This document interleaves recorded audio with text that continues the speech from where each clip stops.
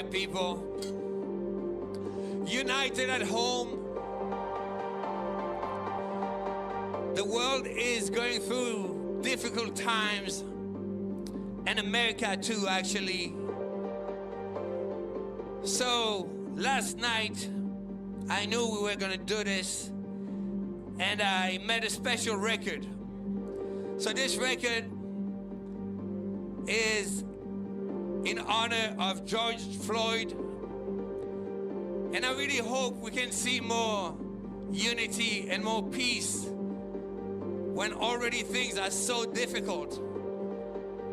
So, shout out to his family.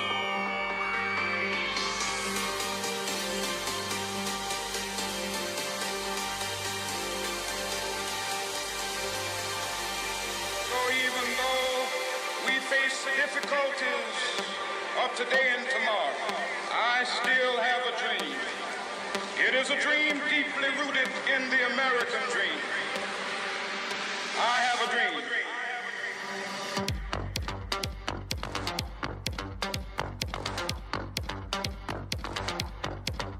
I have a dream that one day this nation will rise up, live out the true meaning of its creed. We hold these truths to be self-evident, that all men are created equal. I have a dream that one day on the red hills of Georgia, the sons of former slaves and the sons of former slave owners will they be able to sit down together at the table of brotherhood. I have a dream that my four little children will one day live in a nation where they will not be judged by the color of their skin, but by the content of their character. I have a dream today. So I got a call from my lawyers yesterday with the great news that the music ended so abruptly. Honestly, he made kind of a banger, I can't lie.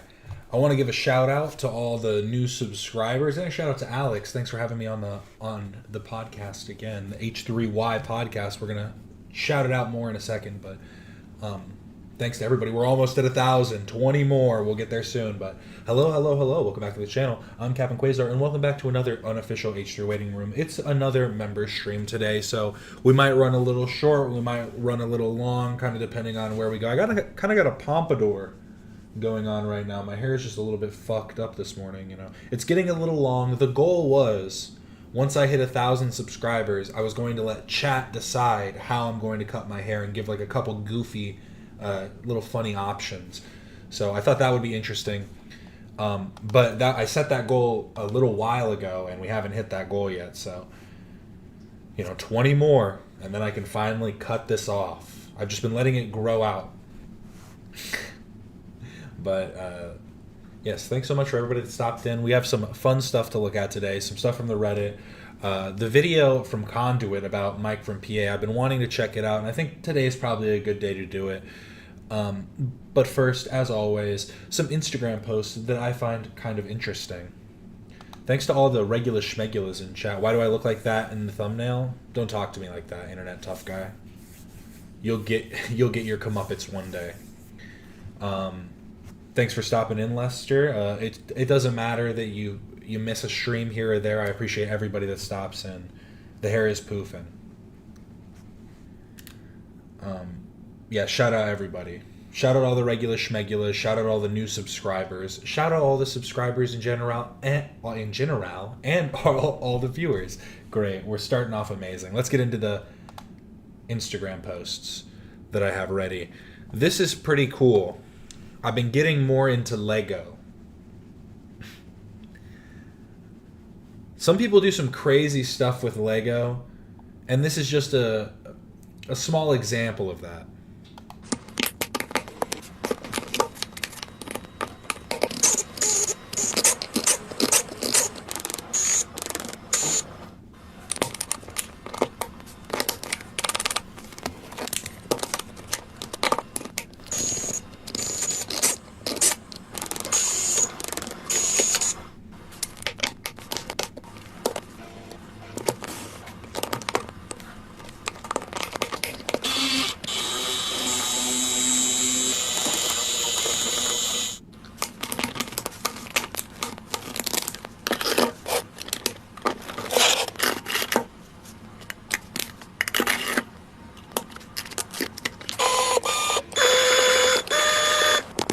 these are all huge for the Lego community.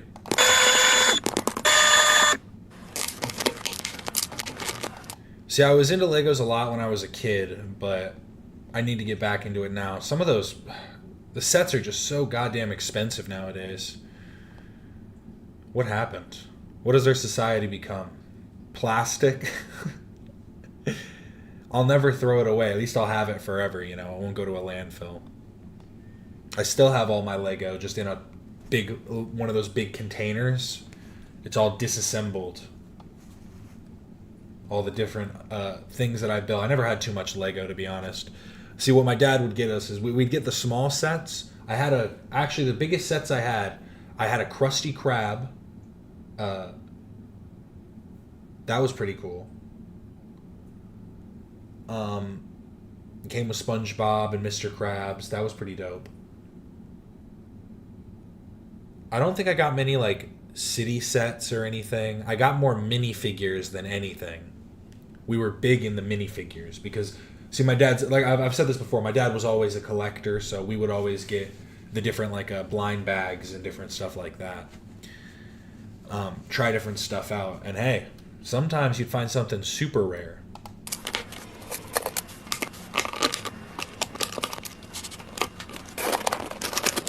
Got a garage door. Super amazing. But here we have adding a cylinder, day 13 of adding a cylinder until it stalls. They're making a Lego engine. This is what is it, a 13 cylinder, I guess?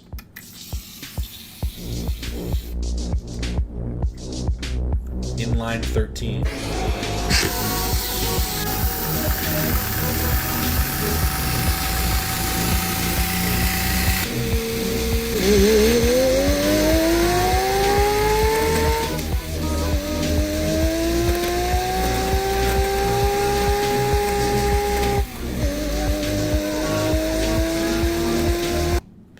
Now you just need to build a Lego vacuum cleaner to be able to do this all through Lego.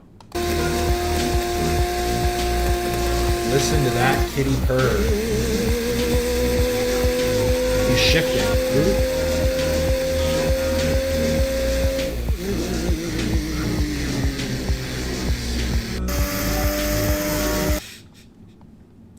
Switching gears with Lego. I don't even care if it's just, you know what I mean, like, I see people in the okay, it isn't so much in this. I've seen some people actually like pointing out like, oh, you're using a vacuum, like actually trying to argue that this isn't still interesting that he was able to make like a somewhat functional like gear shift system. Legos are too expensive. COVID ruined everything. And then here's something also I just found kind of interesting. This is a new type of keyboard. I think I might need to get it. This will bring gaming. This will bring MMOs to a whole new level. Oh, God damn it. Type 28 letters with only 10 buttons. And the answer is that I don't. Believe it or not, this device may look like it only has 10 buttons. It actually has 90. This is a full keyboard. And the question that I'm actually going to answer in this video is what's the difference in one-dimensional switches versus three-dimensional switches? So if you look at a one-dimensional switch, like you find on a normal keyboard, it goes up or down. A three-dimensional switch can do this too. However, it can also, if you listen closely, you can even hear the contacts. You can move it in a lot of different directions. So the layout of this device, you can imagine putting your fingers inside of these rings, like this. Typing this way has a lot of different benefits. Not only am I reducing finger travel, not only is it more comfortable, a three-dimensional switch. It's gonna help you do like a carpal tunnel speed run. I think maybe it's meant to avoid carpal tunnel, but I feel like I'd just be seizing up trying to do these little like intricate motions. Switches mean I can access a full keyboard without my fingers ever breaking contact from the device. I can also type in both character entry and core-to-text entry, which is what allows me to type faster than physically possible on any other keyboard. Thank you so much for the question. This is big for the typist community. This one goes out to you. Big shout out to all the typists out there. This was an interesting ad I got that I liked because I just wanted to see it again. It's a game. Yes, King. Our favorite game. The story is beautiful. These people have a... I think it's in... There's Chinese. I believe this is in Chinese. But tell me if I'm wrong. But the first soldier in the whole district was killed by Rookie. Truth is silent. Or, wait, maybe this is Japanese? I don't know, I can't. I think it's Chinese. But truth is silent. Turns out he secretly used this. Check out Hidden Raiders. Knife blade plus 999 automatic recycling equipment. Offline hanging photo upgrade. 老莫，我今天又来爬塔了，轻松搞定这层的怪。圣诞手镯，狂风剑人，美滋滋啊！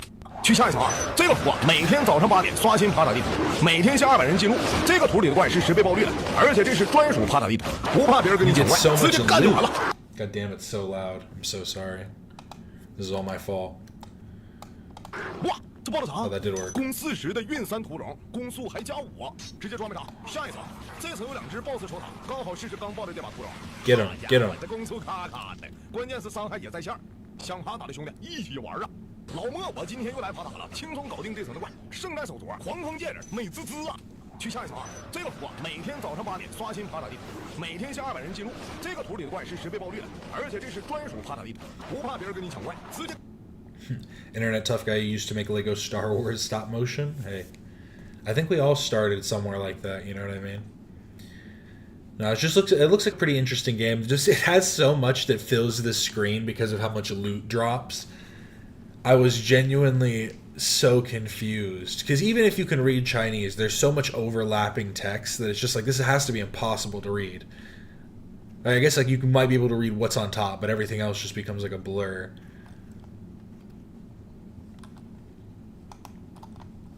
But here we have Instagram 45. Okay, so this is what happened. They took my unk. Look at the energy sign in the middle. It's a cross. Made it a cross. Free energy sign, the swastika. Made it to this bullshit cross. Okay, so this is what happened. They took my unk. Look at the energy sign in the middle. It's a cross. Made it a cross. Free energy sign, the swastika. Made it to this bullshit cross. Okay, so...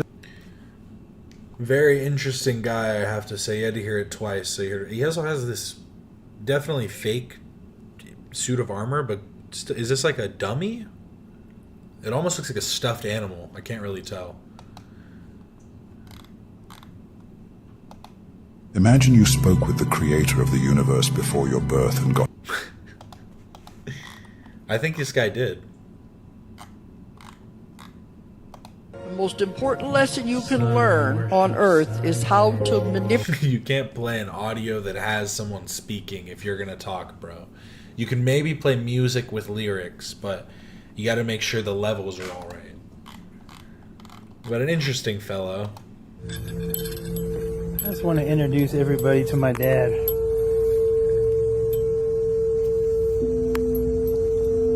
If you want to give me an Instagram name of someone really cool, I'd be interested to look at it. I was supposed to make my intros, my old YouTube videos. I could do that. I could rip them, actually, and make that really easily. I will do that for the next stream. Thank you for the suggestion. I need to just... Because I have actually other videos that aren't just ones from me when I was a kid, too. I could probably find a lot of videos that I could use, honestly, so... We'll find it. We'll do it. But yeah, if you want to give me a name in chat, I don't think you can drop links in chat, but you could give me a name if it's an Instagram, at an Instagram handle. What the fuck happened to Burger Man? Burger Man actually got killed by...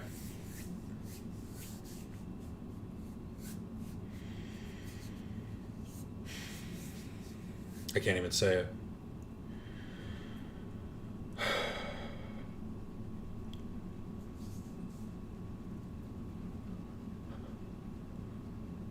Okay, I'm actually not. I was gonna make a joke, but it was kind of in poor taste, so we won't go there.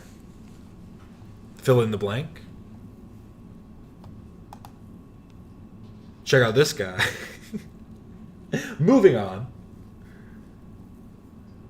Burger Man stepped away from his shining herodom, and he got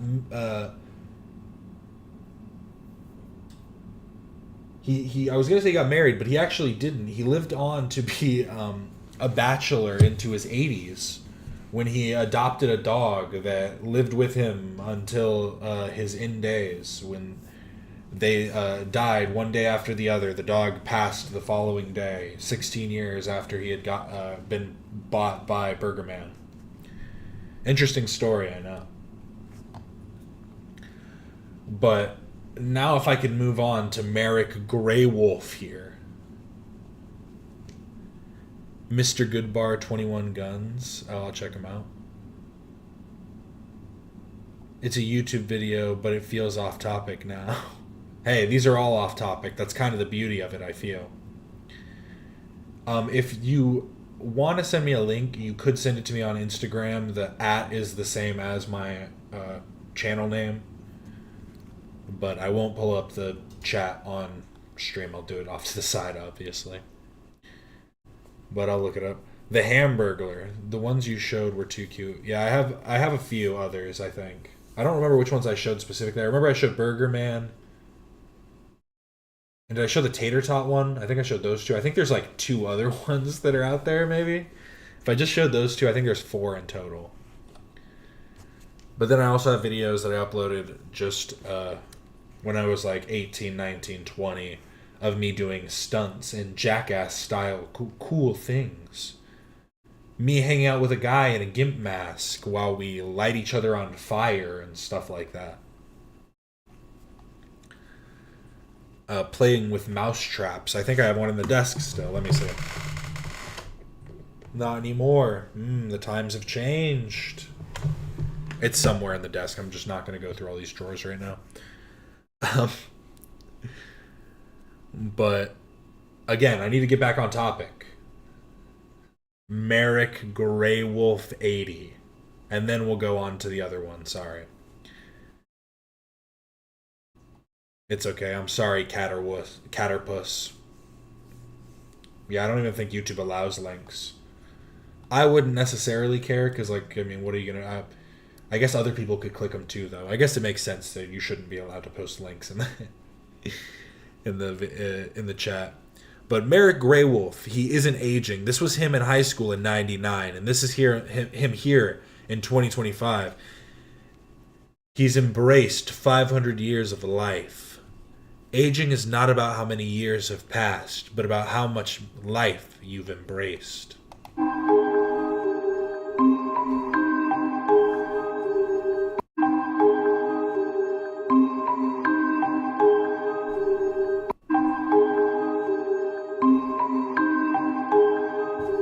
I hope that song doesn't give me a copyright claim on this video. But yeah, let's check out his account.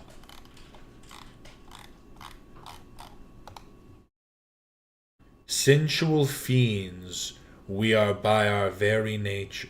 Sensual fiends we are by our very nature. There needs to be a comma here, I think. You want what everyone wants, a love that consumes you, passion, adventure, and even a little danger. Godfather of the night. Oh, 420 likes. You know what that means. It's everywhere. Honestly, I fucks with the style, I gotta say. But then again, how could he do any other style? He is a living vampire. Do you know what it means to be loved by death? Oh, I didn't get to read it in time. God damn it, Merrick Greywolf. You elusive bastard. Ah. This must have been right after a feeding. Do you know what it means to be loved by death? Do you know what it means for death to know your name? Ooh. How horrifying. Maybe he's just getting in gear for the spooky season. We're almost there. It's coming up soon.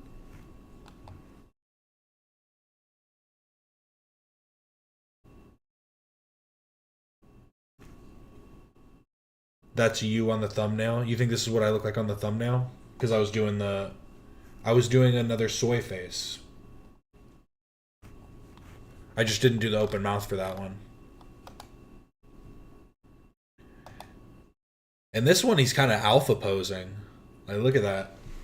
He's really showing off. First time in Arkham. I definitely had lots of fun. And saw all of my friends. And I made several new friends. And I'm just ecstatic that I'm part of this beautiful community. Merrick Greywolf. You are an icon.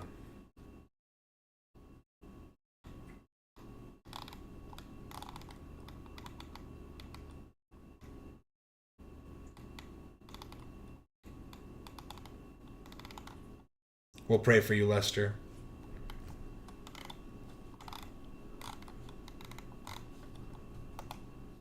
Oh.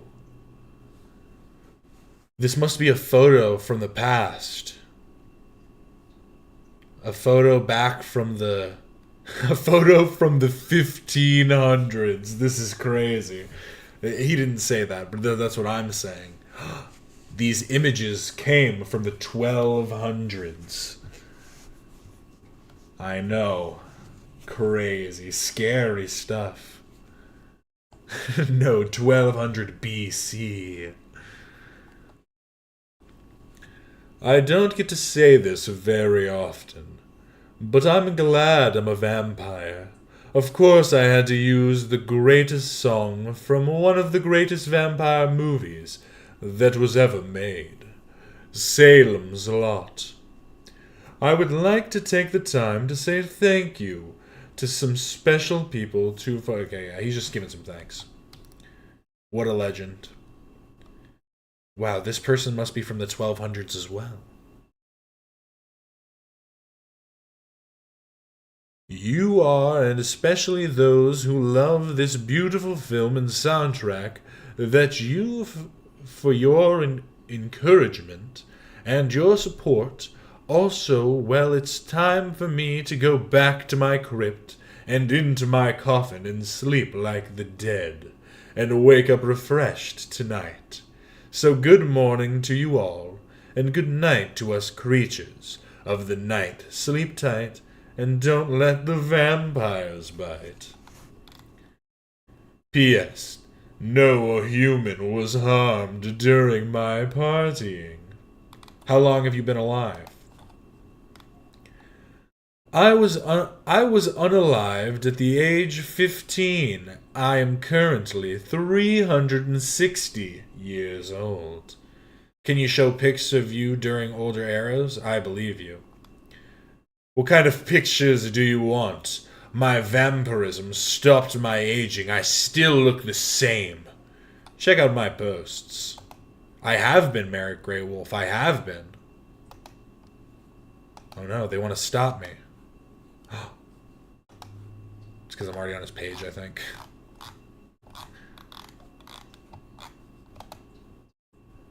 A vampire on a plane, huh? Why didn't you just turn into a bat and fly away? Deleted scenes from Dracula Dead and loving it.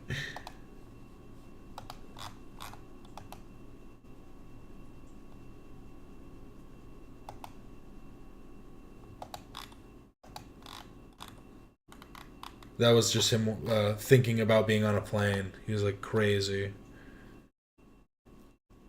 When starting a new life, you are scared, lost. You don't know if you feel like you're making the best decisions, but in time, you come to realize that the old version of you is long gone, and the stronger, wiser, and better version of you has emerged. I couldn't have said it better myself. Merrick Greywolf. Thank you for posting. Need to give you a follow real quick. But yeah, we're going to move on now. We have some Reddit posts to look at. Starting off with something absolutely horrid. Even a vampire wouldn't want this meat. But, I'm sorry, but Anisa's cooking is the definition of white people food. This was by a Grape Tickler. Shout out. I remember, didn't Ela say Grape Tickler denies his name, don't mean to misgender, denies their name.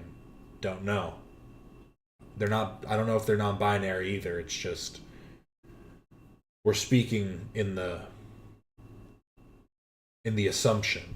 But in their about section, it's, my name is a reference to fondling testicles of 100% consenting adults. It's not TikTok slang. Thank you. If you are a tanky about to DM me, please reconsider. My block list is full. Thanks, Grape Tickler. But this meat, my God, it's so dried out. Are these beef ribs? I think they're beef ribs, which does make the coloration at least a little bit better. Like they're not, but they're definitely burnt on one side. It doesn't look like they got. And then she just like looks like I'm kind of a barbecue guy, I have to say. This looks like just some basic original Sweet Baby Ray's. Not a bad sauce, but just a heavy layer just layered on top. It wasn't even like put on in the oven. Like it was, she cooked them. I think she cooked them maybe with some on and burnt it. And then we just slathered some more on top. My dad made some dry ass ribs and it looked just like that. The dollop of barbecue sauce. What is this? Is this a salad? Is there a vinaigrette or something on it? What is it? It literally looks like it's just lettuce and maybe some chives. Is it like lettuce and chives? Is it coleslaw? Just made poorly?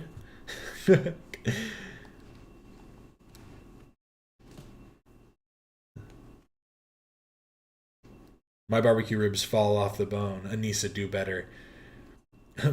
My fiance pointed out, like, there's Pinterest for a reason. Like, if you can't find a recipe, if you don't know how to cook or something, just look something up. There's Pinterest, there's all types of recipe boards and like different websites of people explaining how to, the exact temperature, the exact way to prep and everything. And it just continuously is like this. Oh, I don't think I added the bagel on here. I think Ethan talked about it. Let me see. Let me pull this up. Back from Instagram. Ethan got by a Reddit post.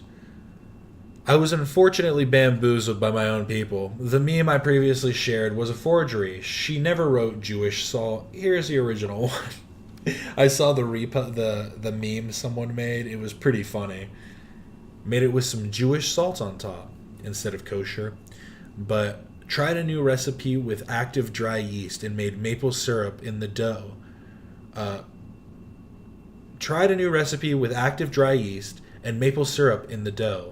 And it's a huge improvement. Tastiest bagel I've made so far. And did she not add yeast before, or like? Because I feel like active dry yeast is just what everyone uses, and like that's what every recipe calls for when you're doing it by a recipe at least. And no wonder someone pointed out that that's probably why she didn't cut it before, is it was just like a rock that Ian had to just break pieces off of.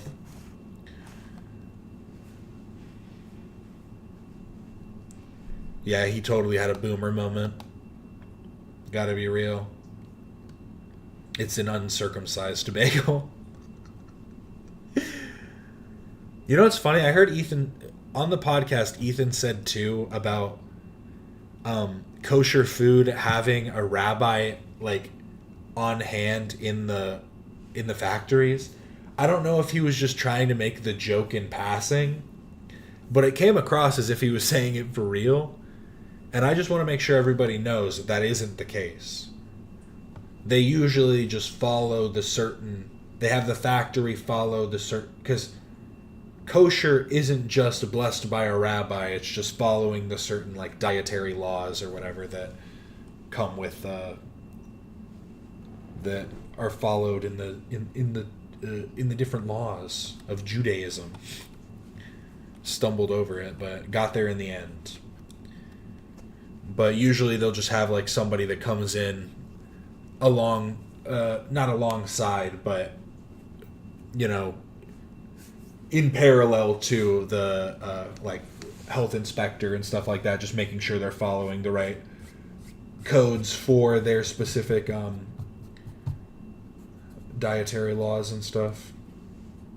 I'm just saying dietary laws because I know it's not just dietary laws, but it's just the specific food laws. I don't know what you call them in Judaism.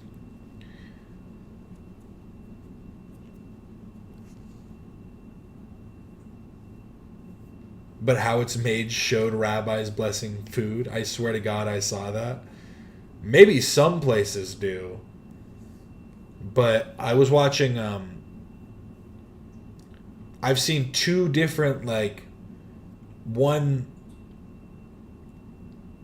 I don't know if he was just a Jewish scholar or if he was a scholar in Judaism or if he was an actual rabbi, but he was saying that being kosher is following the specific like the remove like the way they do the blood. I forget how, if they take the blood out or they don't take the.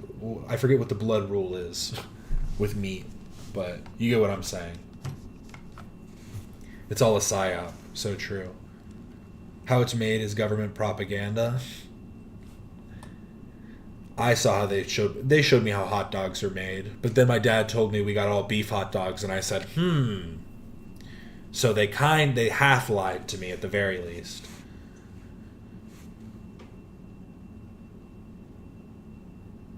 Did you see Casey Tron dropped a whole life story so Ethan looks like the bad guy for suing her? Did she add on to it more? We talked about it before, the her saying that she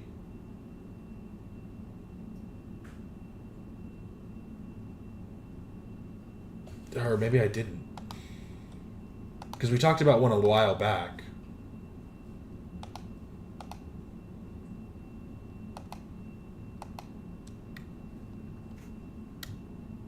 We talked about when Casey Tron talked about her dad and stuff quite a while ago. Casey Tron. I'll try and look for it on the side though. If you could tell me a specific like Reddit post or something, that might help. I appreciate you for stopping in. Thank you. You really think the Mythbusters went to the moon to debunk it? No, they did some fancy pants Bill Nye science words on camera to confuse you from the facts. The real moon landing is fake. See, I've heard something that I thought was interesting where it was like the filming of the moon landing might be fake, but that doesn't mean we didn't go to the moon, because they could have faked it purely for the purpose of making sure that even if we didn't make it, they're like, we have something to show. But you can look through a telescope and see all our stuff up there. So, but I have this on screen, so we have to talk about this specifically. Tinfoil hat. Anisa is trying to turn iDubbbz into Ed Sheeran. Kind of an interesting little theory. The boxing, the tattoos, the gym music. Girl, you know I want your love. Your love is on me for somebody like me. Come on now, follow my lead. Come on now, follow. While she's doing rope work in the gym. That's what she was. Just the idea of that is so funny. That she was like. She's like hardcore. She's hitting the heavy bag. And she. Girl, I know I want your love. Your love was unmade for somebody like me.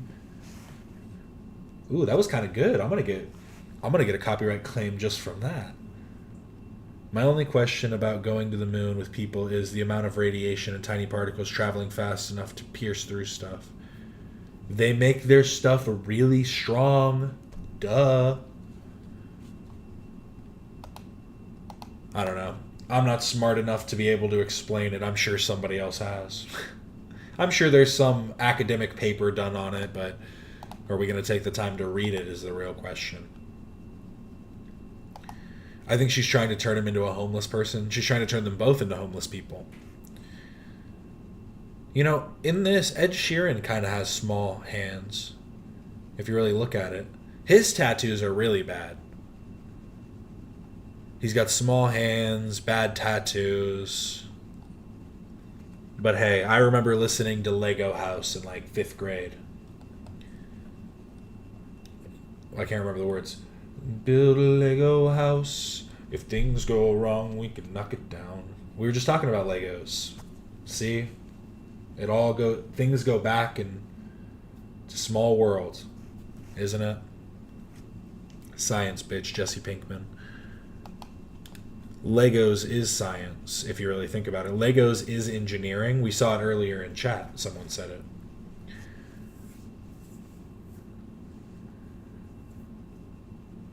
The latest chapter from Casey is really childish and embarrassing. Yeah, I don't follow Casey Tron that much purely because, like, I get high enough. I hang out with people that are super high, and, like, I don't need to hear someone that's just... I'm over it. That's the truth. Plain and simple. Hating on my own kind, what can I say? But, did Anisa just pass the torch to Casey Tron to poke at Olivia now?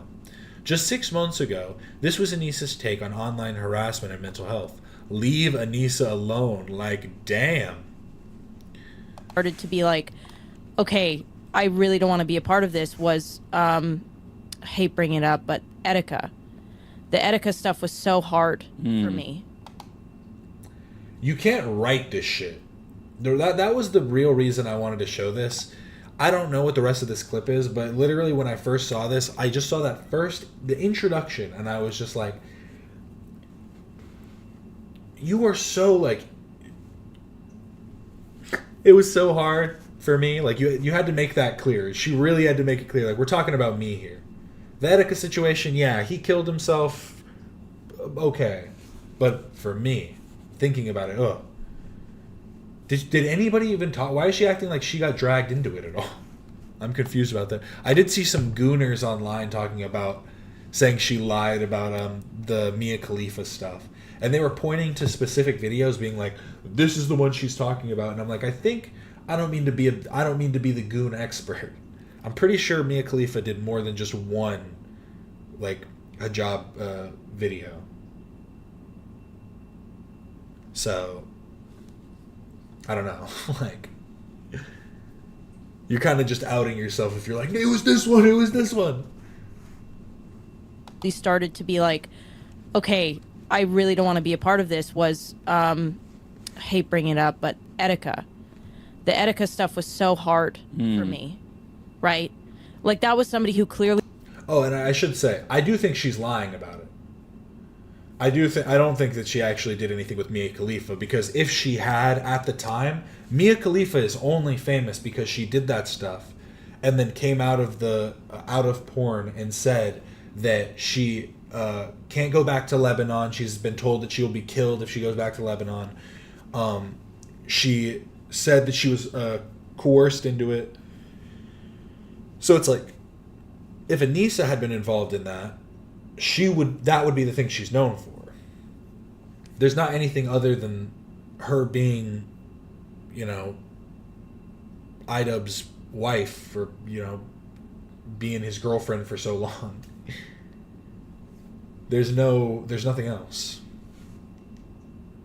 If she had been in one of Mia Khalifa's videos when she had been doing porn, I feel like people would know about it. Really was experiencing a mental... Is she? Yeah, see, I don't know if she's a part of the Etika story. I don't think she was.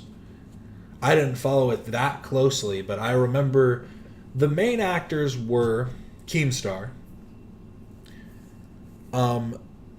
And then I think there were a few other streamers who were. I just remember Keemstar was the big one because Etika went on on Drama Alert.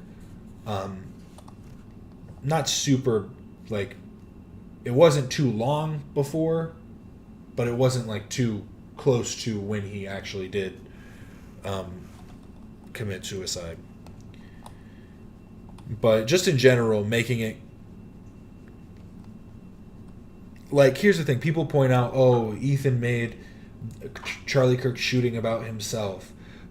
Ethan might be making it about himself, but he's making it about the assassinations of people for their political views and pointing out that there are other people that are getting the same type of, like, hate and vitriol spewed toward them, and it should be checked from all angles because it isn't like, oh, okay, well, he's dead now, so I guess it'll probably move on maybe. But whereas opposed to the story of Etika is a much more, like, it has to do with an individual that did it, that committed suicide because of the, it wasn't just the, because I think she's trying to make it specifically about the fans, and that's why she talks about the Mia Khalifa stuff, because she's trying to tie it into fan bases pushing you toward, like, suicide or other self-harm or something like that. And in reality, the problem was with Etika, the people that were around him, that and the different health services that were in place that didn't do what they needed to help him. It wasn't just the fan base, because the fan base did. There were trolls and there were people that did stuff to enrage him and to get him to those dark places.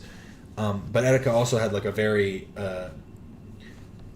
positive fan base as well, and a lot of people speak highly about Etika, and so I feel like it really speaks more so to making sure that people have, like, a life outside of the internet too. And it seems like when Anisa isn't doing their podcast, she's just sitting in other people's streams talking about stuff. So I don't know how much of a life she has outside of the internet. Mental health issue. Mm-hmm. And the last thing that they needed, and this is my attitude, like, full stop on this period, the last thing somebody who's going through something like that needs is more eyes on it and more, like, people weighing in, right? And, like, that's why I'm kind of angry that we even have to, like, talk about it here. Mm-hmm. Is that, like, whether or not people who are in it right now realize it on any side, the more people who weigh in, the more people who add to the conversation, the more people who amplify it, the worse that it gets. We were in it, and at the time when we were in it and we wanted... She's referring to us kind of going through a fucking hard time on the internet, being harassed, videos made about us, people weighing in. People still make videos about us. And at the time, before, like, we got help, before we went to therapy, like, yes, there was this attitude of, like, why the fuck aren't people saying things? Mm-hmm. Why the fuck is no one, like, saying how wrong this is? Mm-hmm. Like, of course we had anger about that. But, like, we had to... Now that we've gone to therapy and we've worked through all these things, like, one, the videos have not stopped. How can Ian not play with the dog? I think Ian and the dog are on similar levels, because all he thought to do was just, like, clean it. He thought of it like he had, like, a fatherly instinct and just cleaned its eyes. He was like, "Hey, buddy." Dog is real cute, though. Have to say. Shout out the dog. To therapy and we've worked through all these things, like, one, I guess also, how can Ian not play with the dog? I mean, he didn't even care when his wife was crying and Michael had to go hug her. Yeah, bro, it's fine. It's whatever. Just she does this stuff, bro. I don't know. She's on her period or whatever. Man. I feel like that's probably what he is. Like, she's crying. Okay, we're leaving. The videos have not stopped, mm-hmm. right? The comments about us have not stopped. What has stopped is me caring about it, mm-hmm. me looking at it. Mm-hmm. And when you get the help and you realize that this is, like, something that you cannot control at all. Aw, the dog does want to be pet. The dog just put its paw up. I'm more focused on this now. And it doesn't have to affect your life. That's the only way it gets better. Yeah. Things piling on, things adding. Is it like a Rottweiler puppy? I thought it might be a Rottweiler, but it just looks kind of skinny. To it. Mm-hmm. People weighing in, people throwing punches for you does not help. You know? Mm-hmm. And I'm at the point now, thankfully, with the combination of like therapy. I'm like not even listening to what she's saying. It's why is he's like picking at the dog's paws right now? I need to go back. I need to go back and listen to what she's saying. I keep just talking about this. On things adding to it. Mm-hmm. People weighing in, people throwing punches for you does not help. You know? Mm-hmm. And I'm at the point now, thankfully, with the combination of like therapy, the support systems that I have, my friends that I have, everything, like I'm not worried about saying this online. Yeah. Like I'm sure people will take it and talk about it. I'm proud of what I'm saying right now. Mm-hmm. And the people who get it will get it. And the people who think that I'm a bad person for that will think I'm a bad person. And I'm okay with that because I don't believe that I'm a bad person. And I think that's a very strong tool. And I hope to God that the people who are really drowning right now. I mean, to be fair, you won't really know if you're a good person in the moment most of the time. You can only know if your intentions are good. But it shouldn't really be something you think about or like have that you should be wary about. You should have kind of conviction in your actions and make sure that you're doing things that do follow some kind of code of ethics or that. I feel like that isn't such like a brave statement, and I don't know why she needed to bring Etika into it. Okay, whoever you want to, in your head, whoever's listening to this, whoever you think is drowning right now, I hope to God that they get the help that they deserve to take a shot every time Anisa says she goes to therapy.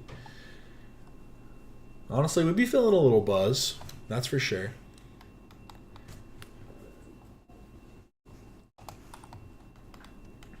I thought this was kind of funny. Immediately blocked by a snarker after making a paint. Wow, I read that so wrong. After making a point. LOLL. The extra L is because I said paint instead of point. My God. But okay. To be fair, he actually did use them on his pit bulls, but apparently stopped after he was warned of the danger. Why go to the effort of posting all his stories and not the Hasan screenshot? Apparently stopped is so intentionally vague. All go to lengths to talk shit about Ethan but avoid valid points that are made. Either you're only watching clips or you're purposefully leaving stuff out. I didn't avoid anything though. And then got blocked. Because the Gato Fumador was posting all of the different stories, but didn't post the story that Ethan posted of, because he posted his dog wearing the, what kind of collar is it? I don't even remember what it's called now.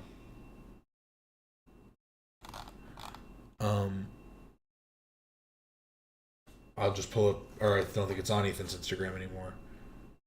It's a prong collar, is that it? The prong collar where they have the little like a flat-ended kind of like spiky things that are so the dog doesn't pull. It's for leash training. Very common. And again, it's just these people not knowing anything about dogs, like the same thing about the Giardia thing. Like I'd care if he had him on his kid.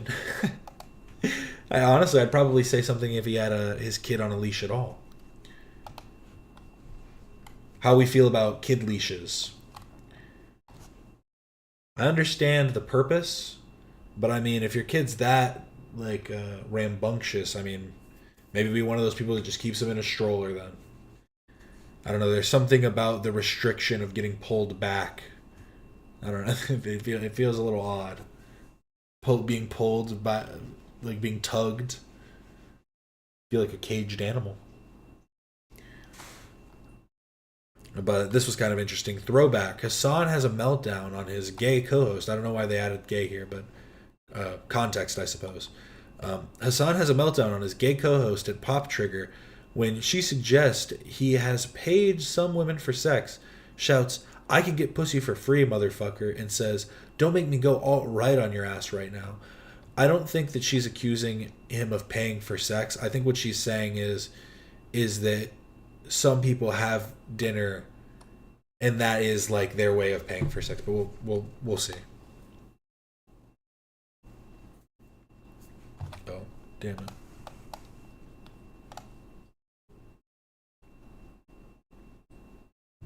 My child needs a leash sometimes, don't judge. See, I think of it like this. If they really do need a leash every now and again, there might be a place for it, but it would probably have to be met with like the same amount of like sitting them down and trying to have the conversation. But again, I don't have kids, so just call me I don't understand shit. I'm just some young loser.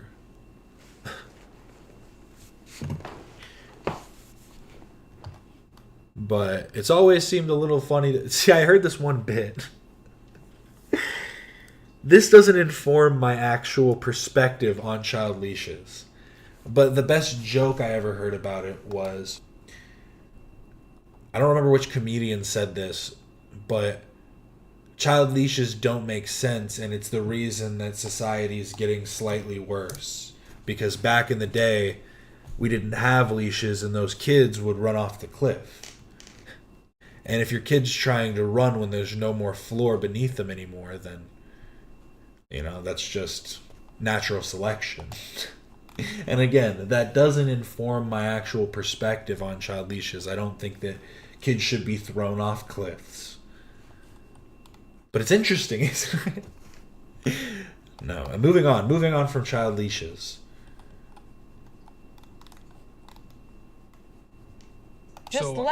I just need to clarify this because I did not know this was your dating philosophy. I find this amusing. You have to have already had sex with a girl. Not all the time, but most of the time. You would prefer to have already had sex with a girl before you take her out on a date. For sure. Because you want to know that you will definitely, that if you're spending money on her, that she will definitely be sleeping with you. No, come on. Why are you fucking... No, look, it don't sounded be a dick, Grace. God damn it. Hassan, no, it's not that at all. It You're sounded a lot fucking like doing that. No, it sounded a lot like that. No, I can get pussy for free, motherfucker. Do you want me to say that on camera here? You just did. No, that's not it at all. Explain. Dating is something that's more personal and more serious than not just sex, but just like meeting someone. Like, if I'm going to spend time with them out of my busy schedule, I would like to know that person.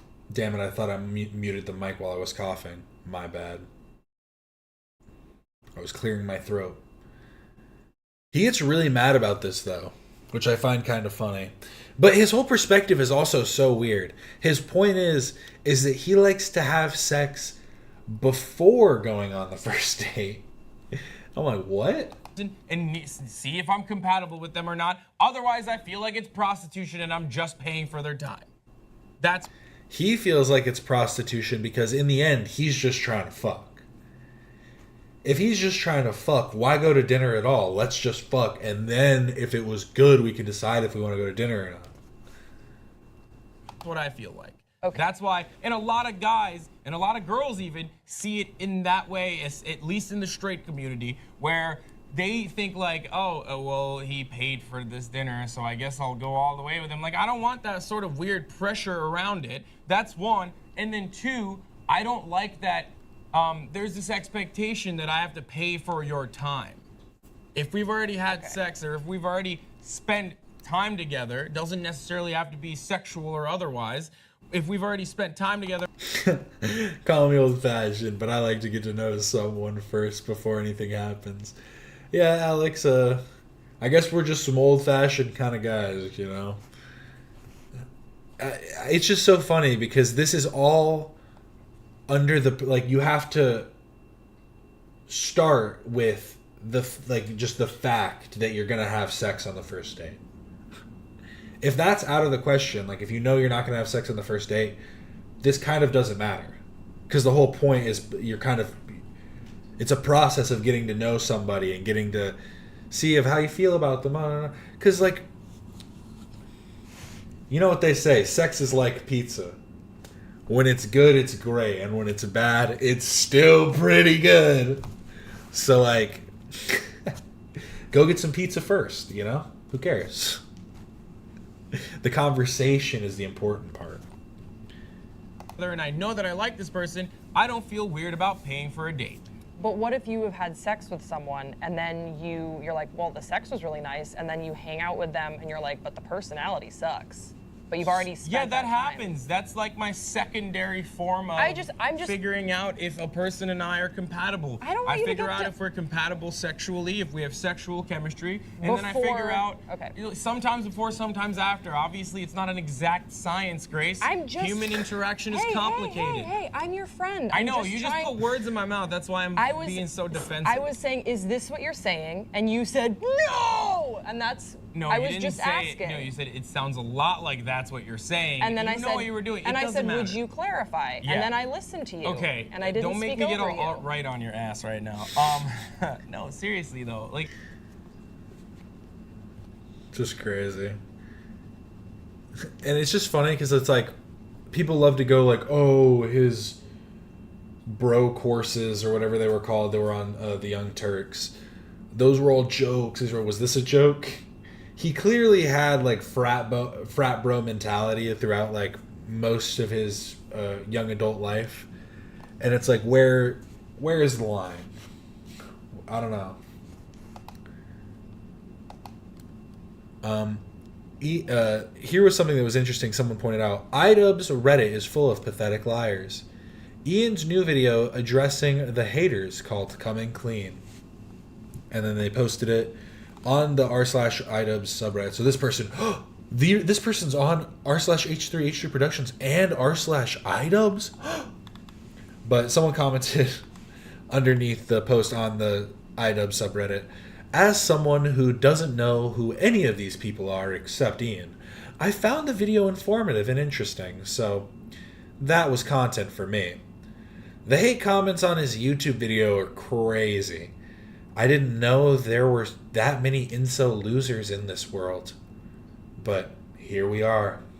You're right, you are an incel loser. Because they went... so this person... The person who made the post on the H3 subreddit went to this person's account and did like a little bit of cross analysis to see what other subreddits they were in.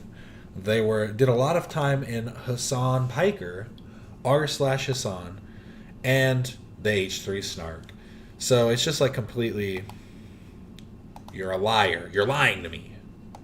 You're lying.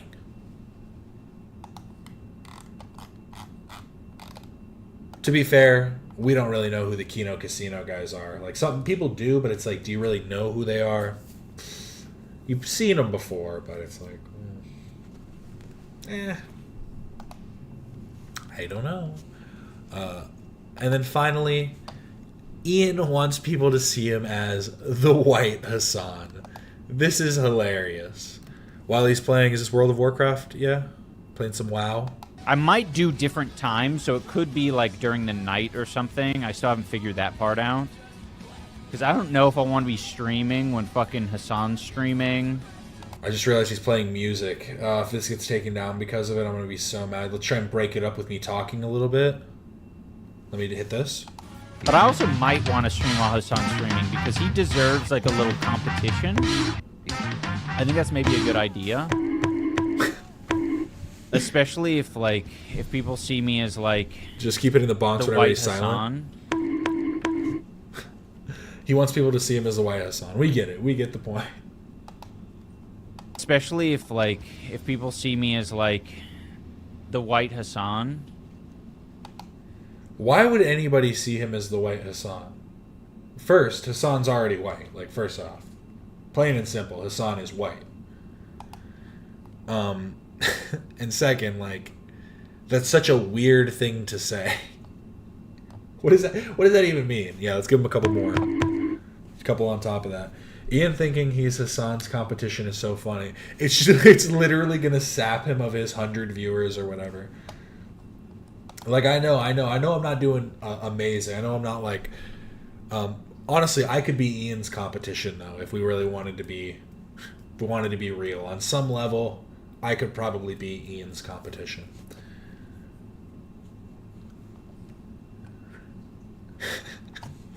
But who knows? Maybe if he tries hard enough, when he becomes a big boy, when he grows up, he can be the next White Hasan. Why we got to bring color into this? Hey, bro, I don't see color. Everybody's some kind of shade of blue to me. It's kind of weird. Got hit in the head as a kid. It's a disorder.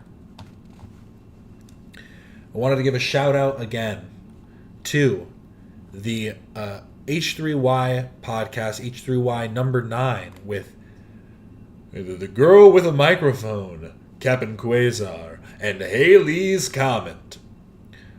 All hosted by Alex the Fiction. This is just a small portion of the H3 Galaxy.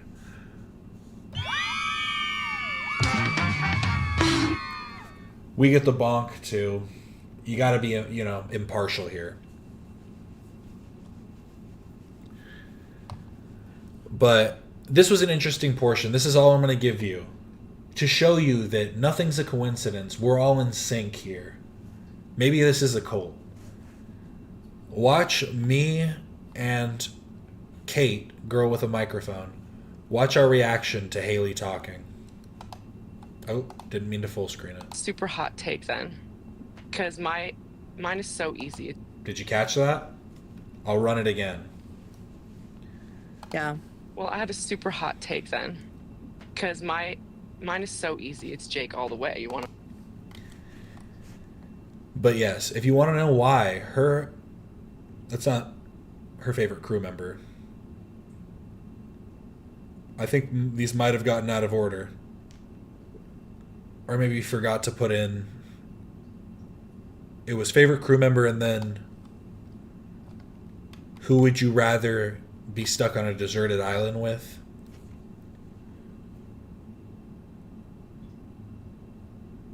I think that's what it was. But yes, I mean, go check it out for yourself and find out. Am I right? Now that's a plug. Me trying to remember and I can't, and then you're curious, right? You're like, wait, what was the question? But moving on. Now here's the thing that we truly came for, or I don't know how many of you came for this actually. I might honestly drop in viewership now. But this is, I spent 1 week watching Hasan Piker Orbiter, Mike from PA, at Mike from PA, also known as Central Committee? Is that it? Central Committee? I think it's something like that. And my brain melted. So we watched the video Conduit made about Hasan. Great stuff. Honestly, Hasan kind of melted my brain. So I'm wondering how just depraved this is all going to be. Mike from PA is just a true troll. A goblin in its truest form. I'm sure a lot of people, when the fascist takeovers were happening in Germany, were going, man, the Germans deserved it after World War I. It's funny to see the government of Germany fall into such disorder. Oh man, they got those clowns, the fascists. Looks like the Germans are finally getting their comeuppance. How'd that end up working out for the German people? And how'd that end up working out for the world? You think if the United States of America slipped further into fascism, that would be liberatory for the world? USCS, we could turn way darker than what we're doing right now. And you think America's done interfering with the rest of the world if it falls to fascism? You are fucking deluded. We'll be in a war with China or some insane ass shit, because that's what fascists do. They fight wars. 1 in 5 voters, including 45% of Republicans, approve of the storming of the Capitol building. In other words, 20% of American voters are fascists. Full-blown fascists. And you know, that's enough to win. That's enough to take power. That's enough. That is enough. If the rest of society doesn't stand up to these people, that's enough. School is not important. Work is not important. Nothing is more important than stopping fascism, because fascism will stop us all.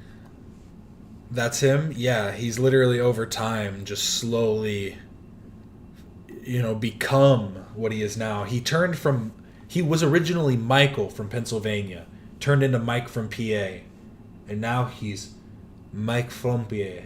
Mike from PA. Oh no, Michael, what are you doing? It is so sad. What have you become? Mon ami. The problem is that we still have to watch speeches from the 60s for leadership. Not a good sign. Absolutely not a good... Hey, what do you think we're trying to do here?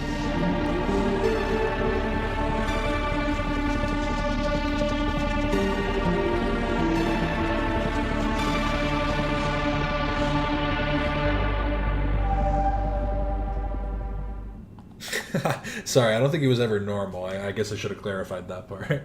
I'm so glad Kamala Harris He was lost. normal looking. Yeah, he was normal looking. Thanks for the clarification. Can I just say that? Can I just say, thank God Kamala Harris is not president of the United States? Can you imagine how dire things would be? I could end the video right there, couldn't I? Yeah, no, he's literally a bridge troll that asks you riddles. That's so accurate. Can I just say that? Can I just say, thank God Kamala Harris is not president of the United States? Can you imagine how dire things would be? I could end the video right there, couldn't I? Surely nothing is going to beat that transition. Surely. Like Hasan, Mike from PA is a streamer I've only really understood through people's reactions to him. He runs in the same leftist circles, he gets in the same kinds of Twitter fights, he says the same dumb inflammatory stuff. Can you imagine how dire things would be? Always trying to be the smartest person in the room without checking what the people there actually know. Like Dwight impersonating Michael impersonating Ryan. But where Hasan has created an image of himself that makes him brand safe, at least for Twitch. What are you? Oh. I don't know why this was on 2x speed. Sorry. Oh, how slow does Mike talk then? Because he seemed like he was talking at a normal speed before. Sorry, I didn't mean this to be at 2x speed. What gonna do, bro? Mike makes no such compromises for what he believes. From his cringe to his couch, what you see is what you get. Yet, despite his sofa battery, he has still amassed a large following and gets thousands of monthly subs, making him one of the biggest left-wing streamers on Twitch. But I don't just want to talk about his greatest hits. It feels very high school, and there's enough of that in streaming. Let's up those numbers! People listen to what he has to say, and I want to know why. So, same as last time, I listened to him for 1 week, and I'm going to tell you what I learned. And endured.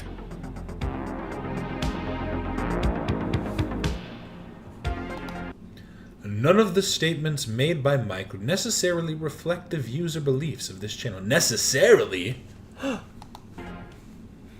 Day one. I think watching Hasan helped me for what to expect. Whenever you see Hutch anywhere on this platform, if you are my subscriber, you are contractually obligated to use DSA Pay Up. If you ever see this bald-headed fuck, wait. Ladies and gentlemen, boys and girls, the drama... Hang on. I still have this ready in case we ever talk about the war. I have the cube. The cube? The reason why... Okay, the thing is, I have a certain way about me, which is I am more harshly anti-liberal than Hasan. And so people that have liberalism within themselves... And I do too. What does that mean? Let's go make fun of Ethan Klein now. Why? I am not an abolitionist because people like Destiny exist in our society. Okay, stop. This is, to put it mildly, Wait, a lot. And if you're not careful, it can run you over. But don't worry, I'm here to be your guide, so take my hand and we'll get through the madness together. Hopefully. What we need to do is collect all this evidence, and we need to start mailing it to every single district attorney, every single detective, contacting politicians on both sides of the aisle until something is done. Because right now... Oh, well, thanks for stopping in, Jared. I appreciate it. Appreciate all of the new people that have come in. We're almost at 1,000, 18 more subscribers, and we'll hit 1K. And then maybe I can debate Mike from PA. Now, there is an open and notorious child sex predator advocating for the predation of children. We need to intervene before somebody is killed. Disagree, we shouldn't get involved in this. This isn't up to us. The problem I have with people like you is you think, like a liberal, that these systems work. This is the essence of why your politics is shit. Throwing up your hands and saying, I don't want to get involved. That's how predators get away with it. And right now, we have a pedophilic cult that people are working to inject into the mainstream Democratic Party. This is a crisis, and ignoring it and hoping it goes away on its own is liberal bullshit. It's rape culture. It's exactly why predators get away with their crimes. This will not be the last time he calls on his audience to do something that's more likely to make things worse than to actually help. If Destiny gets arrested and he goes to prison, or like he gets prosecuted, I swear to God, we're flying out to Miami for vacation and we're doing some streams of the trial chat. Florida State Court broadcast their courtroom hearings. Pugger! Dude, why is he always yelling? He's like always screaming at the top of his lungs. It's making me want to like check my volume more often because I feel like I do get loud sometimes. I don't know, maybe Conduit's really clip chimping him, but. My God, Mike. We could just, and we don't have to go down to Miami until sentencing. And it is interesting that he's kind of just, he's trying to just hit buzzwords as much as he can. And then it seems like he's quick to move on from those points as soon as he's kind of run out of talking points to hit. day. It's kind of jarring to see Mike speak so flippantly about this when before he was saying that the justice system doesn't do anything. He's going to flee to Israel as soon as he can. He's not Jewish though, chat. So he can't do Aliyah, or however you say it. Aliyah, yeah, Aliyah, thank you. Aliyah. I can never pronounce that shit. What you gotta understand about Ethan and Destiny, they're the same guy. They don't care about shit. You see what's happening? Like, Hasan and I are political because we care about the world and we care about politics and we care about trying to get certain outcomes in elections and in political and social movements. Obviously, he doesn't keep up this kind of energy the whole stream, but when it emerges, the tone shifts. It becomes less conversation and more evangelizing, like almost literally. If there's a moral code or beliefs or just a sense of right and wrong, it's going to cause you friction in your life. And so if you're going to be a principled person, you must build up an army of people around you. Mike is akin to a preacher, espousing a tale of good and evil, socialists and liberals/conservatives. You must build up solidarity with a collective of people that will align with you. That's the only way to punish sociopaths. He speaks of the wicked. Ethan Klein and Destiny, they don't give a shit about anything but what's in their own benefit. They believe in nothing. They have no moral values. Every word they say, if it can advantage them, will be a lie. That the people are waiting and ready to hear them spread the good word. The reason why the left exists is what we've realized is that the vast majority of people are good people. They just don't know their own power. And this... The reason the left exists is because good people are... Wait, what? Spread the good word. The reason why the left exists is what we've realized is that the vast majority of people are good people. The reason the left exists is because we've realized that the vast majority of people are good people. They just don't know their own power. And this... They just don't know their... What? I'm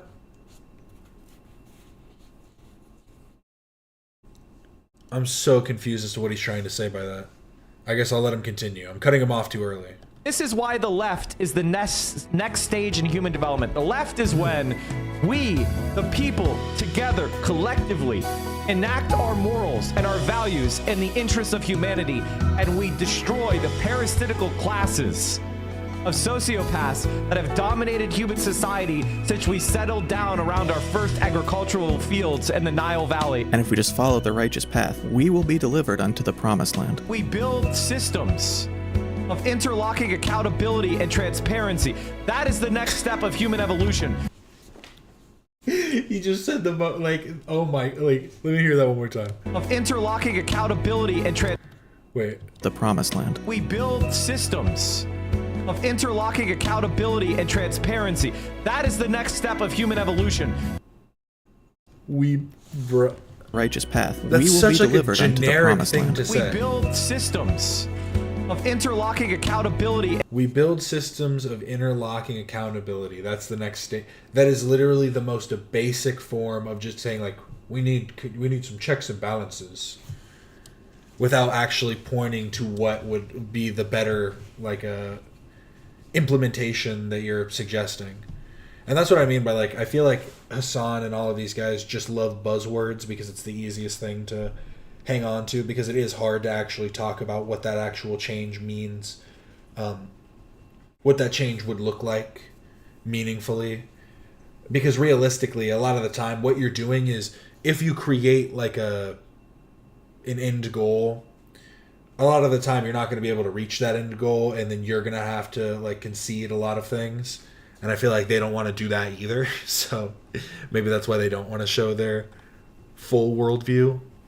Because that's the part I'm confused about with like Hasan and Mike from PA. Like, where do you see the outcome being? Just everybody is holding hands in peace? Because that's not just going to happen in like, you know, overnight or in a couple meaningful conversations. Like it'll happen over many years of slow implementation of different processes, which is true. But it's a slow grind, and just saying that we just need to implement like more accountability is just like, yeah, sure. What does that look like though? And again, I don't have the answer. I'm not going to act like I'm smarter and going to give you like a perfect outlined perspective. That's something that I have been trying to work on personally. But I do think that it's complicated, and you're going to probably have to look to smarter individuals for that. We're here to shit on Mike from PA. And transparency. That is the next step of human evolution. Capitalism is the final form of domination. And personalities like Ethan Klein, personalities like Destiny, they thrive under neoliberal capitalism. And so it is up to you and I to enact our will that the world not be like that anymore. And moral values and humanitarianism guide the future. And so I need you to stand up and join me and fight shoulder to shoulder for a better world, which involves holding these people accountable. And I kind of agree, like, I do agree with the statement. I feel like what he's saying is just so vague and kind of like basic that, yeah, of course I'm going to agree with it, but it also goes against a lot of other statements that he's made before about, like, Ethan needs to be bleeding out of his mouth and that he am I crazy? I was trying to find the clip. Am I crazy? I'm not saying this is a statement. I'm asking a question. Did Mike from PA say that he'd pay someone to kill Destiny? I need someone to tell me if that's true or not. Because I have it in my mind. I know Sean DeBlack did it, I think. Sean DeCivic. But I think Mike from PA did too. He does sound like a youth pastor. Be cast down and derided endlessly. And you need to start shaming people that are openly supportive of Destiny or Ethan Klein or any other Zionist. It has to be.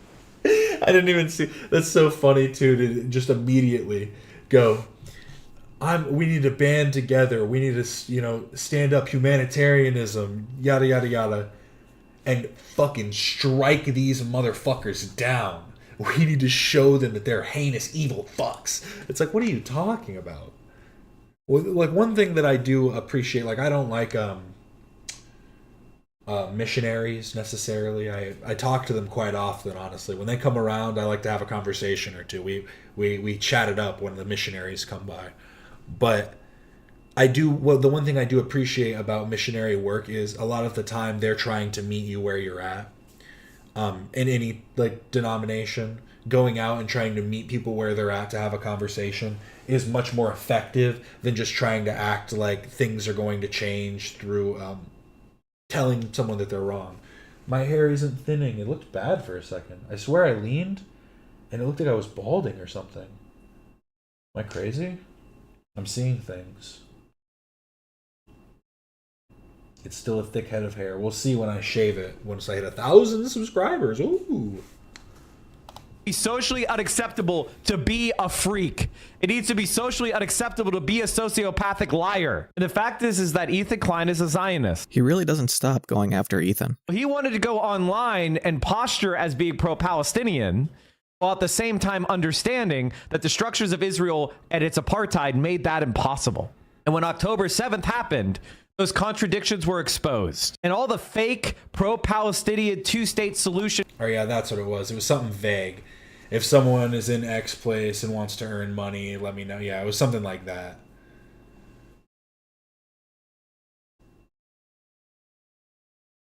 Second 40. Oh, okay, maybe I'll pull that up then. Yeah, I knew Mike said something along those lines. I'm pretty sure we watched that video too, the idiot influencers on Mike. Interesting. People have exposed themselves as the genocidal apartheid supporters that they are. It's crazy. How do you not see it? And to a Zionist like Ethan Klein, pedophilia. I do just want compliments, thank you. No, I want constructive criticism. If I look like I'm balding, I need to know so I can do some kind of hair treatment, you know what I mean? Start using finasteride. No, honestly, if I start balding, I'll just shave my head. Just over and over again. We'll start balding and get head tattoos. That's the way to do it. Pedophilia is ignorable as long as you support the genocide. That's literally what it is. There's a line between disagree with a position or not liking someone's character and just ripping on them for huge chunks of time. Part of the reasons people got mad at me is because I called AB out for being a cowardly little bitch. And it's time for us to move on to all of our enemies have been exposed as botters. Here he accuses Asmongold of being botted by right-wing oligarchs. Let's see who would do it. Like, I feel like the Mercers are behind it. Obviously, Elon Musk. I feel like the Gamergate shit has been a project of Steve Bannon from the beginning. I have no idea how or why some accounts on Twitch had bots in their audience. There are likely overlapping reasons. But I don't think Mike realizes that by saying it's the influence of oligarchs, he's inviting scrutiny into his and Hasan's audience over whether they would also be getting botted by a country like Qatar given their desire for influence on US politics. Dectone, admit that you paid for bot. Thanks for specifying you're talking about Mike and not me, Lester. I would usually never say this, but if he trims his mustache and his hair, I'd maybe give him some credit. He looks like someone you'd find in a Burning Man orgy tent. He does look like that, doesn't he? He looks like someone you'd see in like a movie where it's like he hasn't been outside in 10 years. And he looks like this, and then they would like give him some kind of upgrade and he'd go out on the town. Bots yourself. The thing about somebody like Zach, he is legitimately a stupid, vile piece of shit. These things exist because of American foreign policy intervention. We invade Iraq, we create ISIS. ISIS is aligned with what? The Gulf states and Israel. That is wildly incorrect. Al-Qaeda was created by America. The Taliban was created by America and Pakistan. So he's giving us the context. I'll read him out. Correct. Al-Qaeda was created by America. Al-Qaeda was created by Osama bin Laden using the resources and connections set up from Maktab al-Qidamat, an Afghan militia founded to combat the Soviet Union in Afghanistan. They did not receive funding from the U.S. during the Soviet-Afghan War. Osama bin Laden declared jihad on Saudi Arabia and the United States in 1990 after the Saudis accepted the stationing of American soldiers in Saudi Arabia when Osama bin Laden's help to fight Saddam Hussein in Kuwait was rejected in favor of America's help instead. The Taliban was created by America and Pakistan. The Mujahideen was created and supplied by America. Why? To fight secular, left-leaning organizations and nationalist organizations. Not even communism. And Asmongold is leading all of his audience down the fucking primrose path to death, suicide, and isolation. The world's not going to be miserable like you Zach, surrounded by... Sorry, I didn't read the other one, too.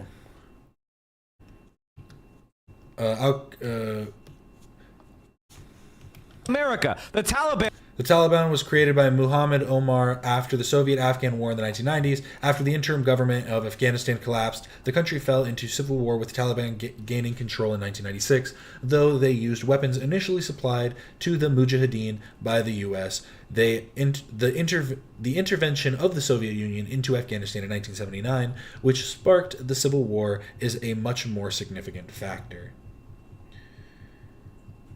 They need that clip for a soundbite, even though he's not talking about Zach from H3. That's true.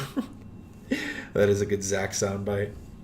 Picture it. 2 detectives looking for a suspect in a sketchy building. They knock on neighbors' doors, and out walks Mike Frumpier, drunkenly asking if the detectives want to join his orgy. Who you guys looking for? Oh, no. I haven't seen him, but if you want to come in and check yourselves. That's what he tells the officers. Man was created by America and Pakistan. The Mujahideen was created and supplied by America. The Mujahideen was formed without American influence to fight the Soviet Union. They received American support via international back channels because they were fighting the Soviet Union. And the biggest connection that like any of these groups have to America is that a lot of soldiers, a lot, quote unquote, like I don't know the actual numbers, but there were a number that were trained in the U.S. military as pilots and as different ranks. And there's like different, you know what I mean? There's weird things that happen throughout history. It's interesting, like when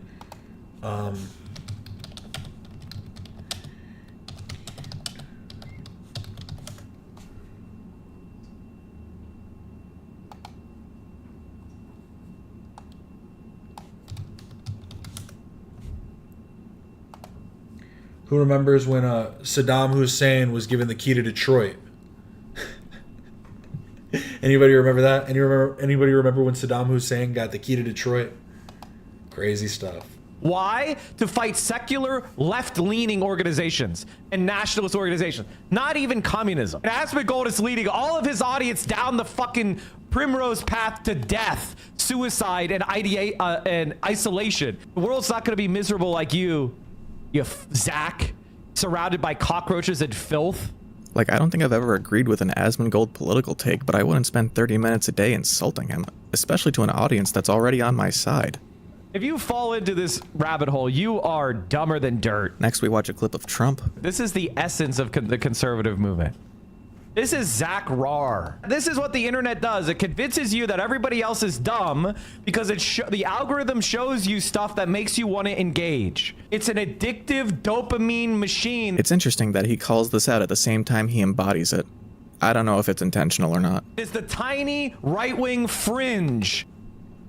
Like, American intervention in the Mideast did help lead in the Taliban's creation, but he should be giving context if that's his argument. Well, yeah, I think that's like the whole thing, is that people just lack historical context for any of these conversations. That's why, like, I was trying to, when I was talking about World War I to World War II, I was really trying to make sure I was, like, clarifying as much as possible, because I was trying to specify when we were talking about assassinations, and I talked about the assassination of Franz Ferdinand. I had pointed out, what I was saying was not that the killing of Franz Ferdinand is the reason that Hitler rose to power. It's moreover the fact that the assassination of Franz Ferdinand caused a destabilization in parts of Europe that allowed for the rise of different fascistic powers around.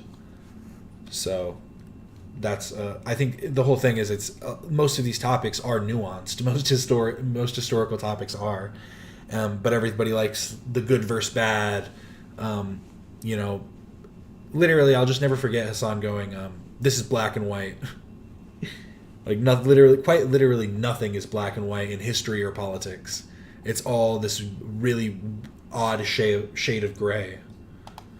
The dumbest of the people of the country, but they represent no more than 30 to 35% of people at the absolute most. I don't think that's the fringe, then. Somebody asked me, Mike, what do we do with fascist Nazis? Do we show them mercy or smile? The answer is mercy is a luxury of the victorious.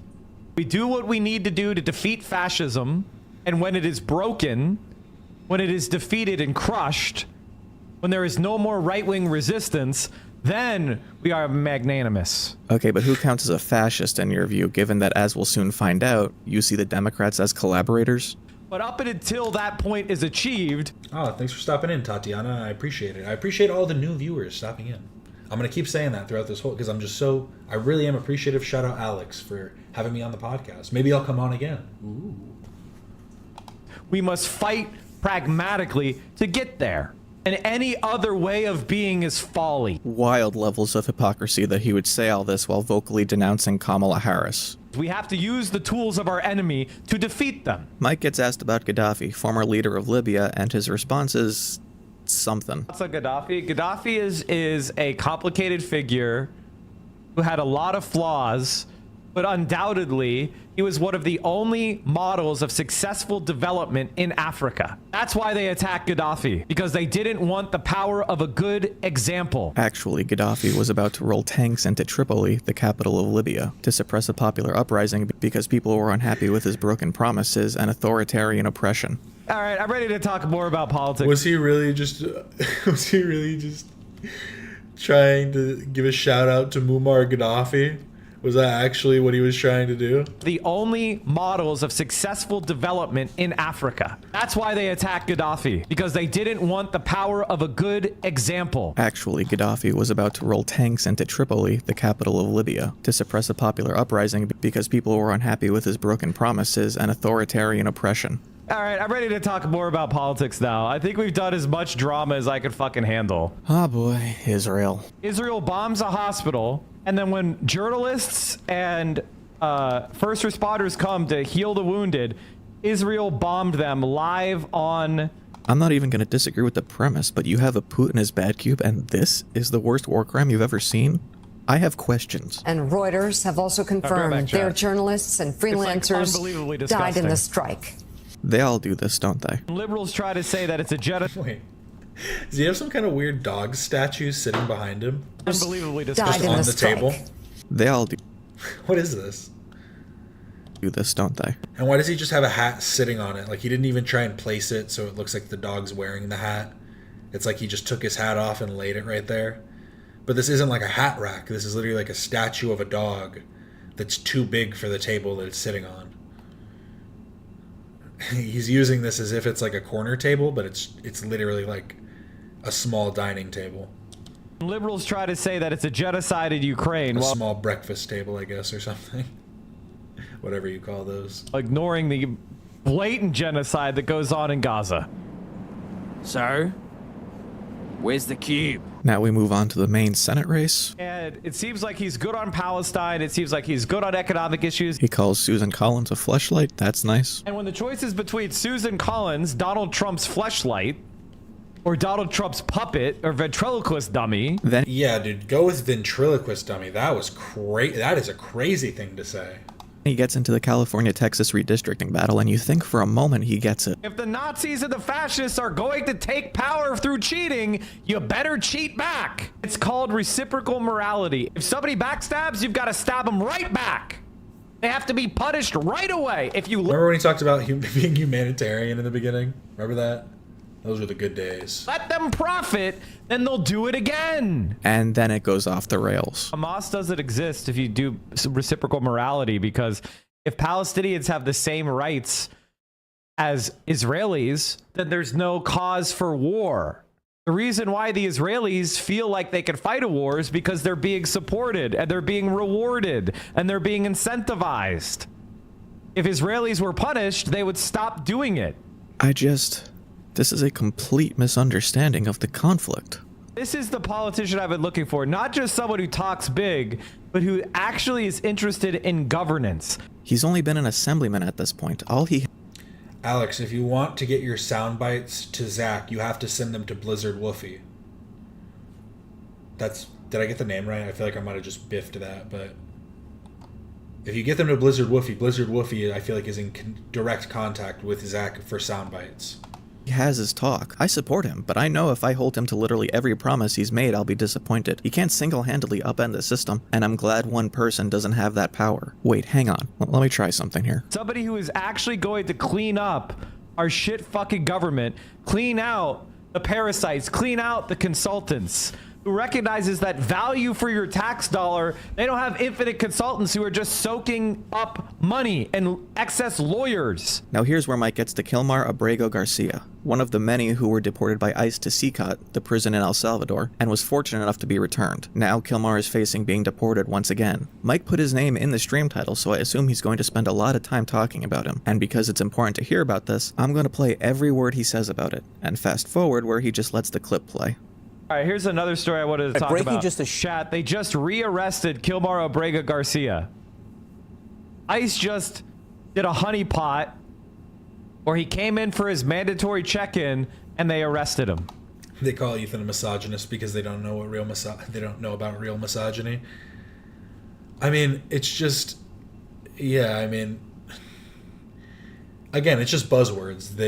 People love using buzzwords because it's easier than actually trying to argue any of the perspectives, especially when half of the time they're not even arguing like a real perspective. It's just, again, just a buzzword. You're a misogynist.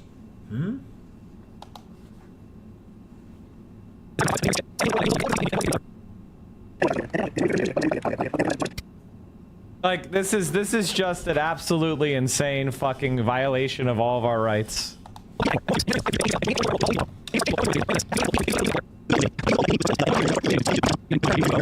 In the building I behind. mean, this is fascism.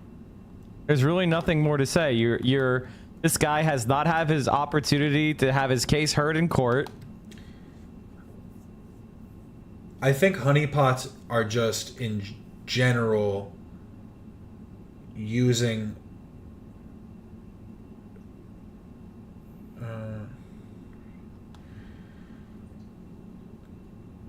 so the decoy system.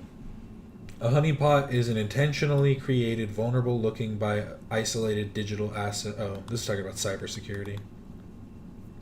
A honeypot can be anything that is highly desirable or popular source of income.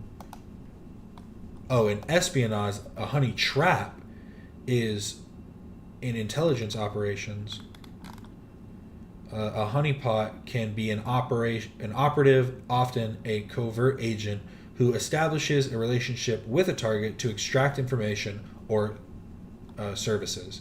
This practice is a common trope in spy fiction, according to Wikipedia. Because I think that it's not necessarily like, I think that's like the thing they always say is that it's like women having sex with,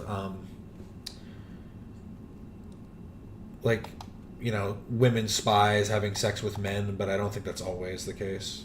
I think it's just anybody that's doing like high level reconnaissance or whatever on that scale of trying to get to know somebody personally, which I don't think is what they did in this case. At least it doesn't sound like it. He is a legal permanent resident of the country. That means he has a legal status in this country. It means that he is loyal to this country. And he's not being treated with the requisite rights of facing a fair trial. And as we were speaking, Trump made a blatantly unconstitutional executive order banning the burning of the flag. We will not hear about Kilmar again this stream. It's humiliating to be an American. It really, it is. That's the only reaction I have. Our country is now under the thrall of the dumbest sack of shit. But we will hear a more emphatic repudiation of Trump for a much more unforgivable sin. With the stolen World Cup trophy. Why is that in the White House? Lastly, during an extended segment where he glazes China, he brings up that the CCP killed American spies. You have 3 seconds to figure out who's... Fuck the World Cup trophy. Trump needs to steal the orb. Next time Trump goes, he needs to steal the fucking orb. This is how he gets power around the world. This is how he will get power over the Middle East. Am I hunting dicking you? Hey. Side he came down. Hey, you weren't supposed to know about that. This was secret. On with that. China dismantled CIA spying operations and killed sources report. Yeah, wow, I can't believe China is not letting the CIA ruin their country. If Mike were paid by China, would he sound any different here? You're supposed to allow us to install the biggest pedophile as your president, just like we did in Afghanistan.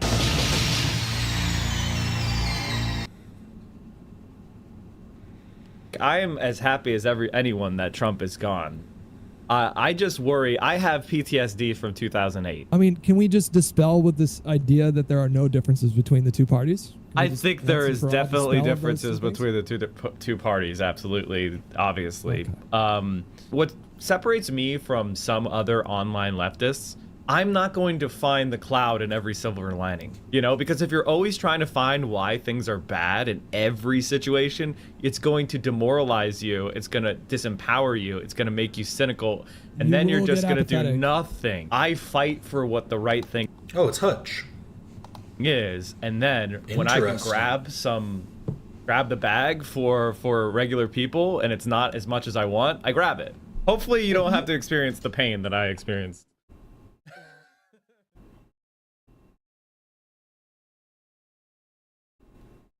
I think it's safe to say that we're fucked. Well, that's one way to start the day. So what happened? Donald Trump is going to take 10% ownership in Intel. That's what did it? And there is absolutely no peep about it, not even from Wall Street. Now, like, if he's going to yell this much, he should turn his gain down, because he is, like, just blowing it out every single time he talks. I know, like I said, I get a little amped sometimes. I get a little crazy. I'll apologize for it. But he is always at 1,000. I don't even know how you could like turn it down, because it's just going to be like, it's still blown out.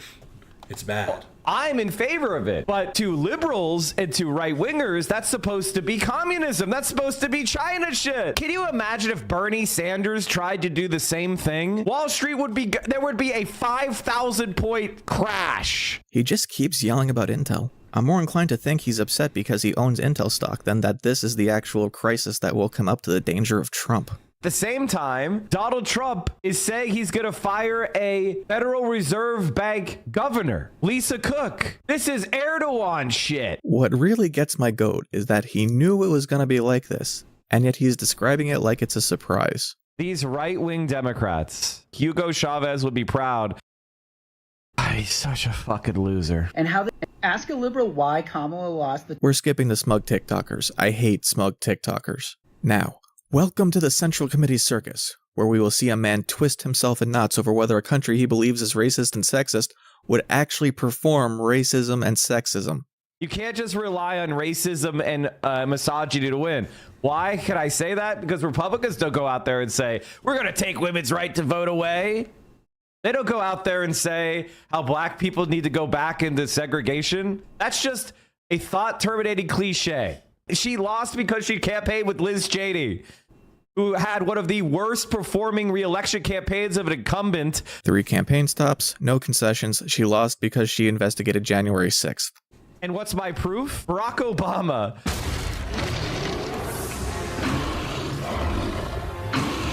I love this meme.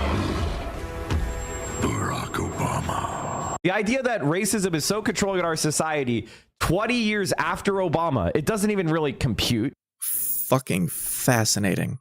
I think it's a correct analysis of America, but I think from an electoral perspective, you're not getting any truth value. And you're also creating the incentive to discriminate against black women and men and women in general as leaders of the party, because you're implicitly programming the left to be skeptical of women leaders because of the supposed disadvantage they have, which doesn't actually exist if you look at the numbers. So it didn't have to do with racism and sexism, but it could be racism and sexism if you say it's racism and sexism. I think she lost because she's a dogshit politician with bad policies who suppressed the left and supported a genocide. But the thing is, this isn't a dictatorship around Trump. This is a dictatorship around the Republican Party. That doesn't make sense. And the Republican Party is an anti-democratic party. So is the Democratic Party, honestly. The United States of America under Trump nationalizes Lockheed Martin. That is the first sign that they might actually have a chance of standing up to China, because it means that they're abandoning market fundamentalism in favor of pragmatism. I don't know what that means or if he thinks that's good or bad. They're going to build drones and AI bots to surveil you, and if you ever raise a peep... I will say one thing I saw. He said pragmatism, and it just reminded me, because we also saw Hutch, so it's fresh on the mind. Hutch just had a debate with Food Shops, a small streamer. And it was, I'm sorry, it was not very good. You should I'll just play this intro. demand that Trump needs to tone down his rhetoric. I'm with you so far. Disavowing performatively in front of... It's not performative. That's what you're not getting. It is absolutely performative. What are you talking about? You think Basically, Food Shops was just saying that what Destiny said he shouldn't have said, but we should be going after Trump instead. And it's like, we can kind of point out all of it. And then also, there was, Food Shops was saying I forget what they were arguing about, the specifics of the Trump take. So I won't get into it. Go check it out. That was interesting, though. Protest, and if you ever raise your eye from your slave labor, they'll fucking drone your ass. That's the world they're building. The wild-eyed Alex Jones rambling is now reality, and they're doing a test run in Gaza. He's writing executive orders that just to directly contradict Supreme Court decisions. He's nationalizing American corporations at whim. He's dismantling the Destiny is unhinged, and Food Shops is basically the average Destiny fan. No hate. No hate. If you take it as hate, maybe think about those feelings. Independence of the Federal Reserve Bank. And again, for a minute, you think he's actually doing proper criticism, and then... I don't think people are waking up! It's fucking over! It comes back around to being the Dems' fault. Because of their service of the... See, yeah, he has an Alex Jones tone, but Mike doesn't... He doesn't have the deepness. Well, I'm just gonna say, people. I saw a Wendigo coming straight at me. Of the fucking AIPAC genocide, they have focused all of their energy on suppressing the populist left and progressive left in this country, and capitulating and appeasing the right. If Bernie Sanders was doing this, they would call him Hugo Chavez. Hakeem Jeffries called him Chavez, and you replied to his tweet on this stream. I just want him to stop yelling. Joe Biden passed the CHIPS Act, gave these people hundreds of billions of dollars and got nothing for it. And Donald Trump walks in a room and they give them 10% of their value. The difference in political power between Donald Trump and Joe Biden is a chasm. It's the Pacific fucking Ocean.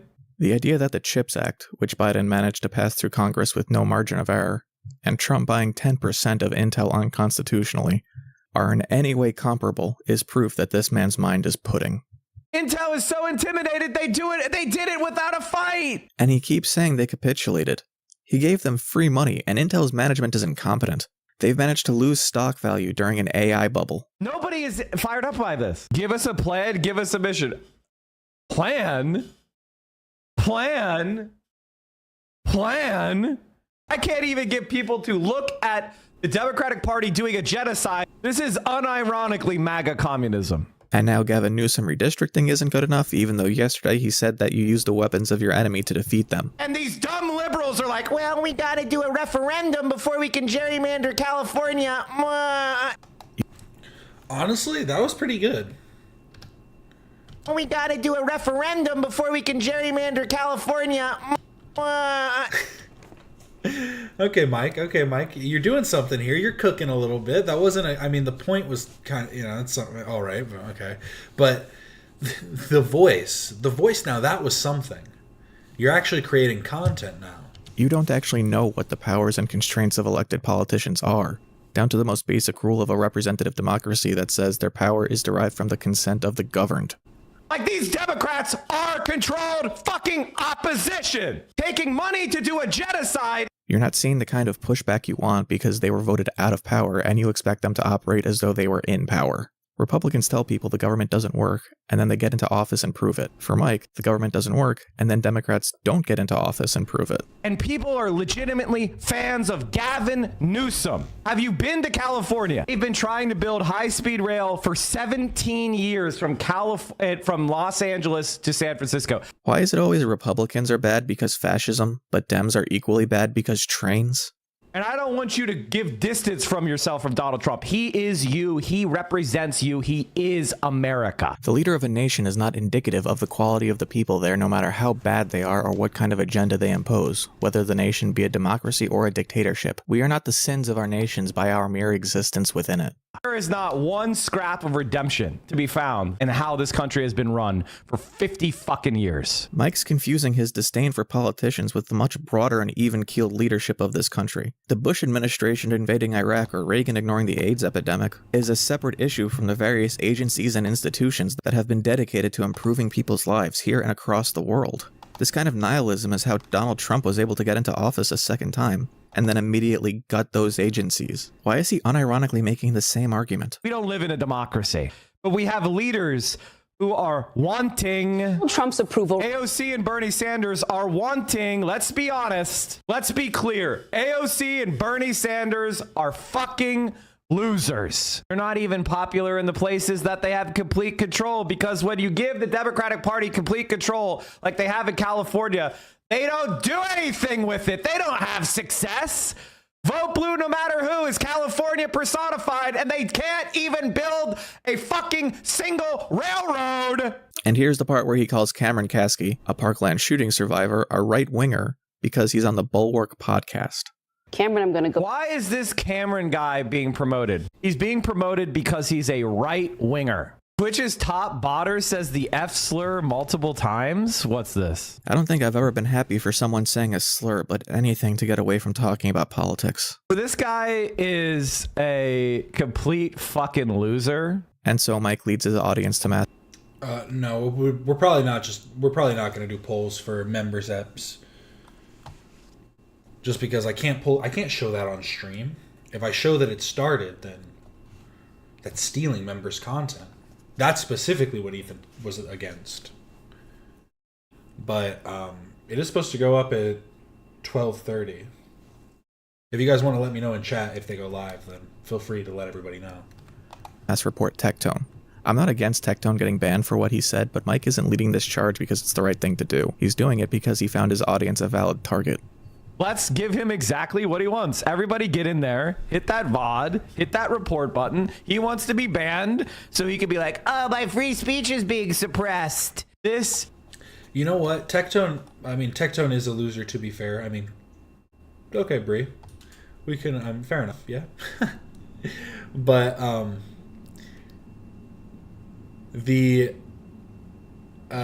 what I was gonna say is Tectone and Mike look like they're just like the same person in different costumes, don't they? Like it quite literally looks like the same guy in a different skin.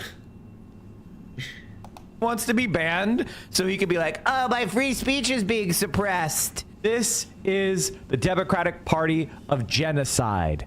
This is the Democratic Party of fascist collaborationism. It is unsalvageable. It is unfixable. These people are evil. They have to be dealt with. Are you gonna clarify that? So Hasan was just named one of Rolling Stone's top 25 most influential creators. Was I in a car accident? Because I just got extreme whiplash. When I said, don't vote for Kamala Harris, he was like, he's got a point. Oh, hey, glad someone recognized that. All right, chat. I want to have some fun. Let's make like the Destiny versus Ethan Klein crash out. Okay, it's just like the cognitive dissonance to not see how that was stupid. Yeah, Kamala Harris, you could think... the whole point is this, right? You might think that her perspectives are bad. Oh, there were certain aspects of her campaign that you didn't like. But the whole point is that she is... Kamala Harris, you could have changed the opinions of and could have been swayed to do things in a different manner.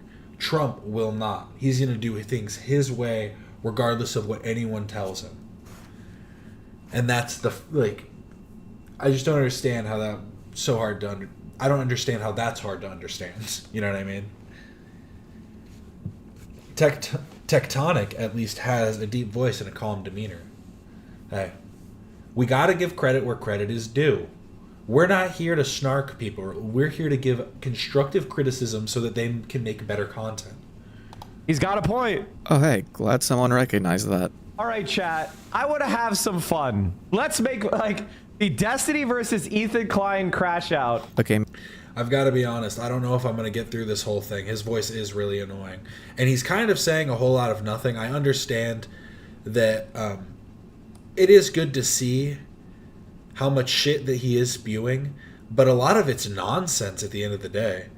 Maybe politics was all right. I might skip to the end, maybe. Rabid DGGers don't hack their accounts again like... So here he is. He's directly calling...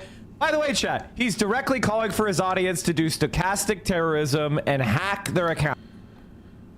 Fucking idiot gonna make me stand up for Destiny. He's making fun of AB for claiming that DDG hacked him, even though it happened after a spat with Destiny's community.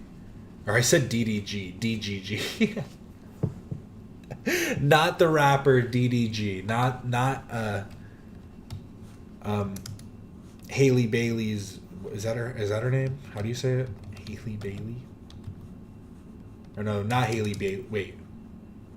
I always get the name wrong.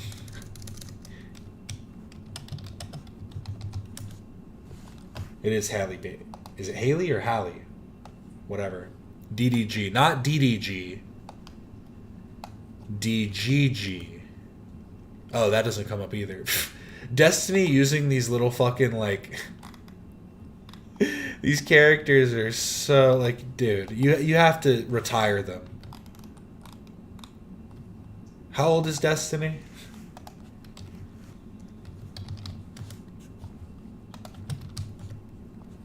He's 36. You can't be using these anymore, dog. You gotta retire them now. So you understand what you're doing? I'm glad you're familiar with that term. It's gonna be important later. After ripping on Ethan Klein and AB some more, he watches a Noah Samson video on Gaza. And his only reactions for the entire video is just Ethan. DGG is what Destiny calls his community because his website is called destiny.gg. The same way that Gamersubs is gamersubs.gg. .gg has become a more common, GG meaning good game, coming from a gamer vernacular. So it's Destiny good game would be the context, but it's his website I think is destiny.gg, so then his community is destiny.gg or DGG. And then other people, there's a few other ones, like I think his son uses the same like kind of naming like methodology, and then some other streamers I think did too. You can't have that on the same computer you have CSAM on? No, exactly. Destiny needs to think about it the next time he's downloading images. Be like, what else do I have on here? These cartoons of me as a little baby. Then Destiny drama. He pauses the video as the victims are being named.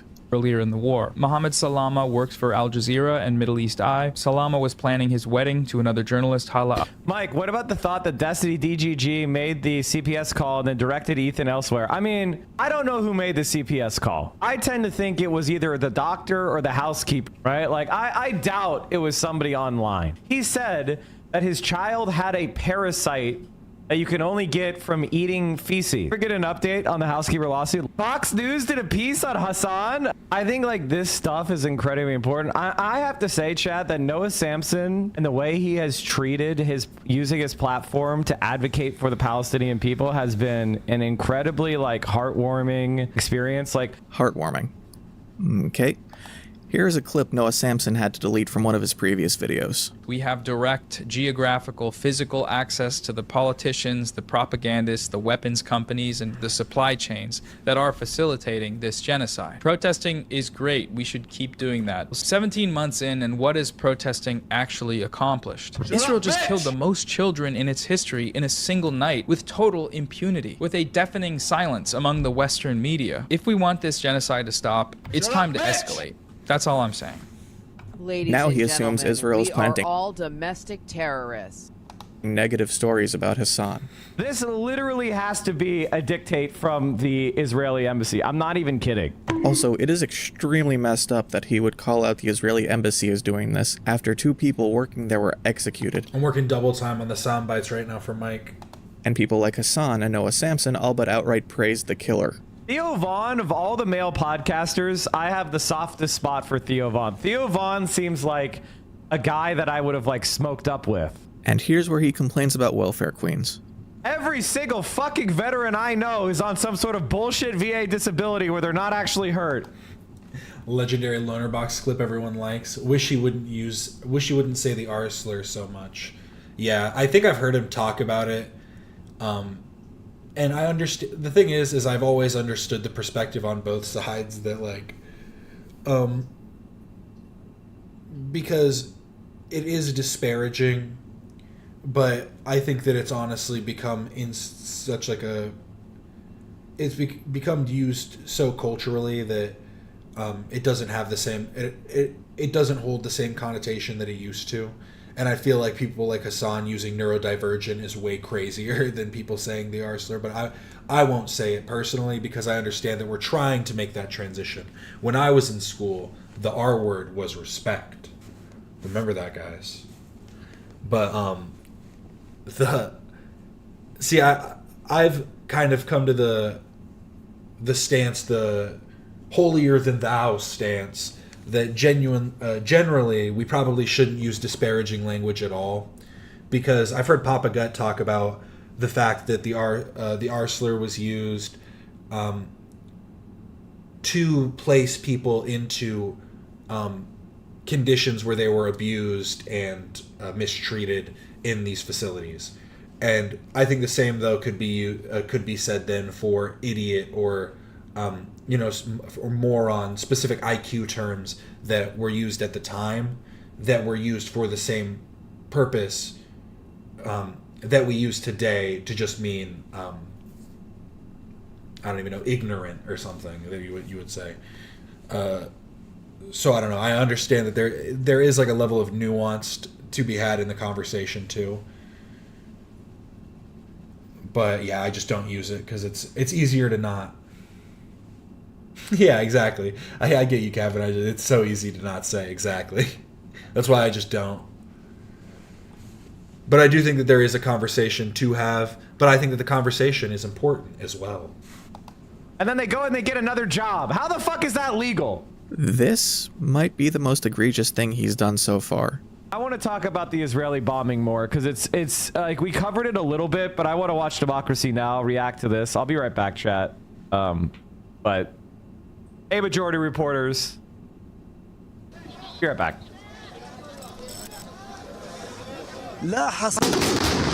He turns on a clip of the Israeli attack and then walks away as it happens. They've killed these people.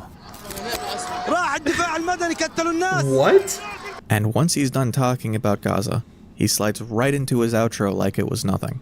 All right, chat. I'm going to call it there. Thank you for all the support. Remember, you could subscribe at tier 1, tier 2, or tier 3 sub.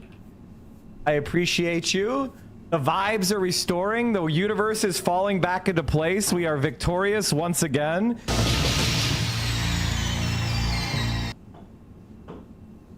I made a hard prediction that no one cares and that this will never work. And what do you know? It didn't work. Voters don't care about foreign policy bullshit Russiagate. Jacobin, are you being class reductive? Yeah, if that's the only thing people can find to hate on Lonerbox for, I'd say he's doing good. Yeah. I mean, we've all got places to improve on, right? So that's just something he's got to work on. And I think that a lot of people speak flagrantly online, so it's not, you know what I mean? It's not something that he can't come back from, you know what I mean? Which I think is the best part. It isn't great that he says it, but it's something that he can at least learn from and probably change his perspective on later. Because at the very least, it just makes you seem I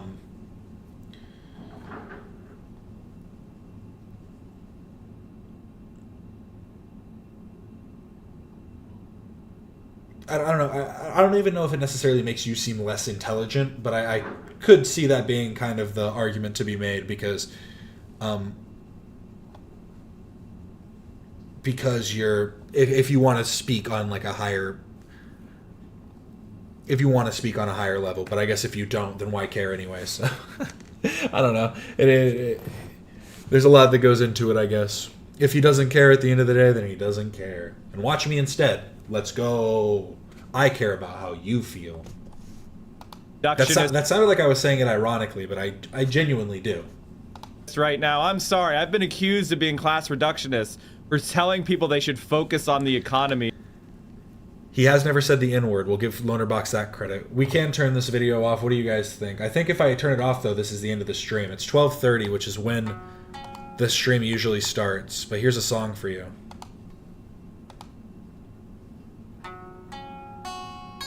Let me know, should we continue this video, or is this the end of the stream? Should I end it on this note? We've gone for, what, 2 hours so far? That's usually about how long I go. Here's a legend, though. Fujane Jaimen. John Peck.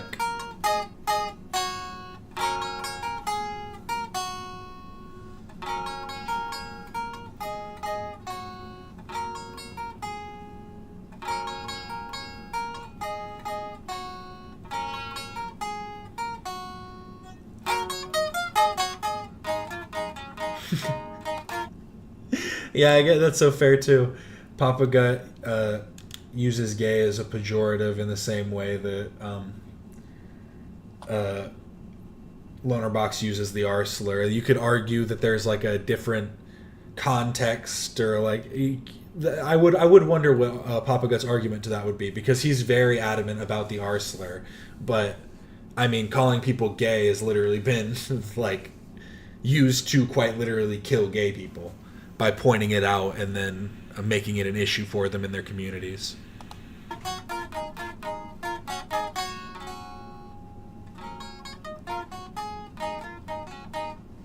John Peck is kind of ripping. Sorry, no polls on the members episode. I think they're starting. I mean, they should be starting, right? It's a members episode, guys. What's going on? Tisk tisk.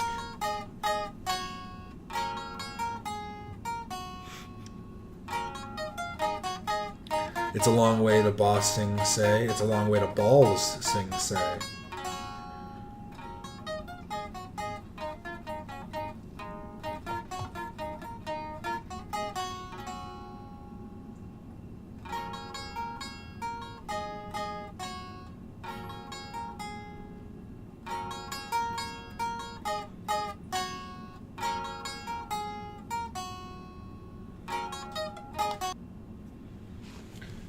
Doesn't Papa use it ironically? I guess the argument then is, when is it fair to then use the R word? Because I'd say they probably have the same level of or at least comparable levels of use in terms of bigotry.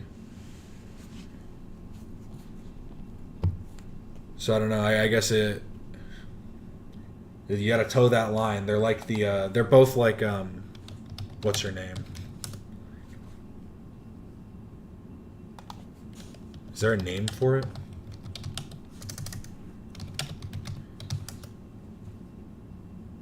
Is it called Lady Justice?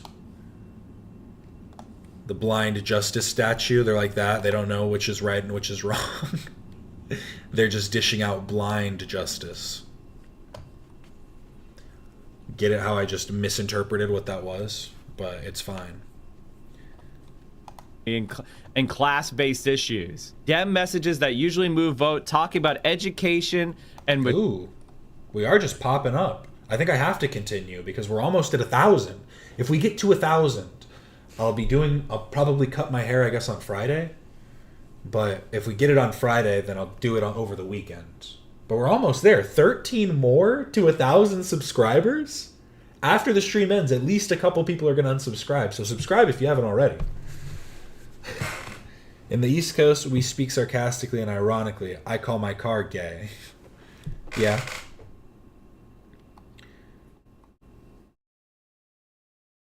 Majoritarian economic policies.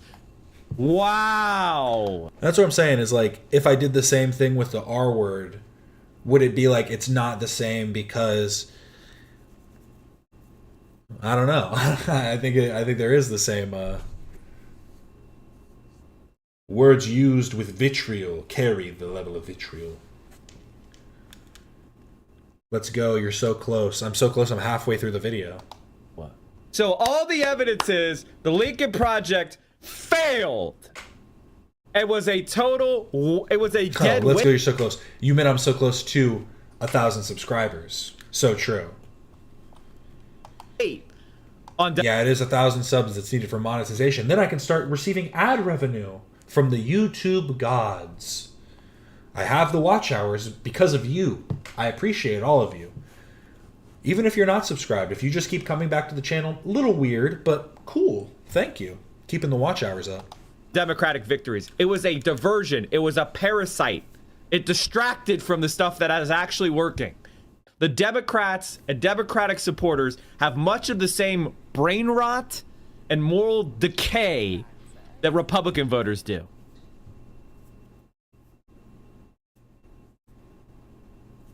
Today we begin on Mike being proud that That's fair. As a lesbian, I don't care as much when people use gay in that way.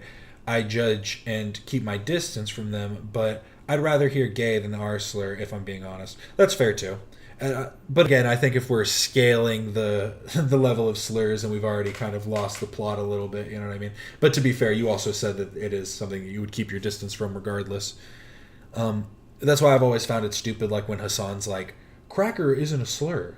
It's like you can think that it's not as bad, but if you're scaling them, it's kind of redundant. Like if we're scaling them, I think we're implying that they both carry some level of hatred that we should probably be opposed to. And that's the point I'm trying to make, I guess. That's why I call people dumb and idiots all the time. Tectone got banned before we take a look at his own prior bans. Easiest ban of our lives. Didn't take much effort. Unbanned after 19 hours. Yeah, exactly. Because they were fucking wrong. Pieces of shit. This one was, you know, whatever. And this one was also kind of bullshit. And Asmongold should also eat a ban for botting the platform. Like Tectone 100. And here's the thing about him. Of course he bots. Of course he bots. He's a sociopath. I don't know if Asmongold is being botted by like Elon Musk or, you know, Steve Bannon or whatever the fuck else, but these guys are botted. I'm getting deja vu. Knows who's behind it, whether it's Mercer's, whether it is Steve Bannon, whether it's just Asmongold buying his own fucking bots, whether it's Elon Musk, who knows? Kick founder and CEO Ed Craven. His name is Craven. Serious deja vu. Yo, his name is Craven? His name is Craven? It's crazy the level of entitlement that these people have, that they think they can come to a completely foreign country and start flying their own flag. Yeah, I think that the whole thing with using gay versus using the R slur is when you call something gay, it's much more vague in what you're talking about. If you are talking about something that is like appearing effeminate in nature or something, or you know what I mean, and you're calling that gay, people would probably have more of a problem with that rather than you calling your car gay or calling just something random gay. Whereas when you're calling something the R slur, you are implying that it is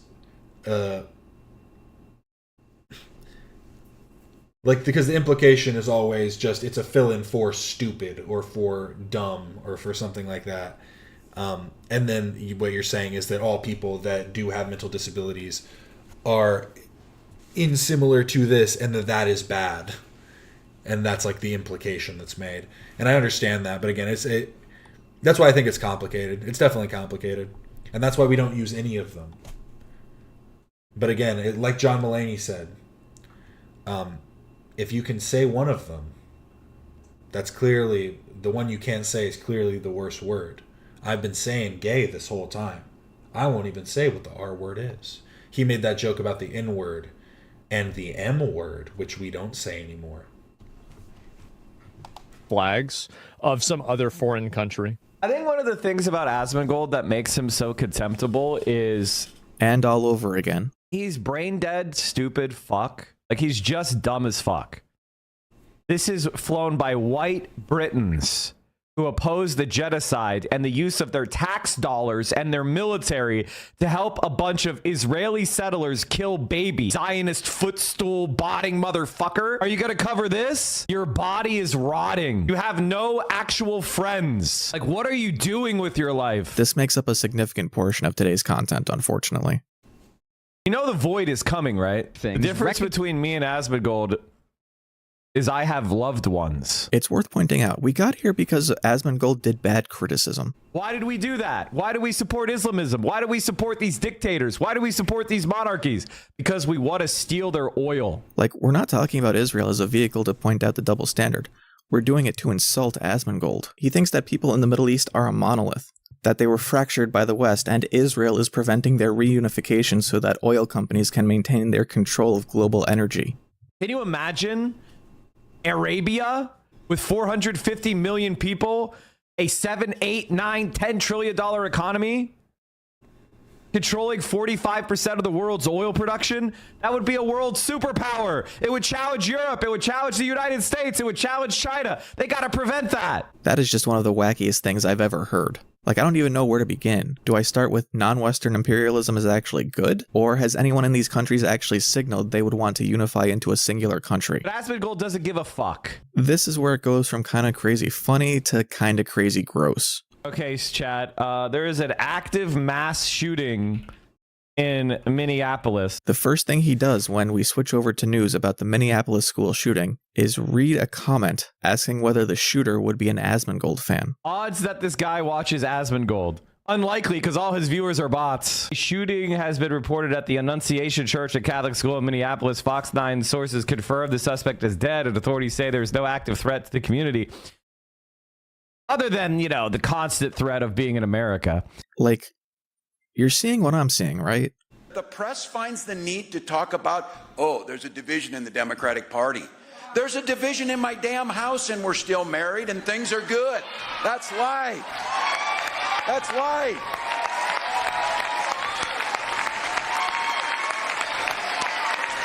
We are strong.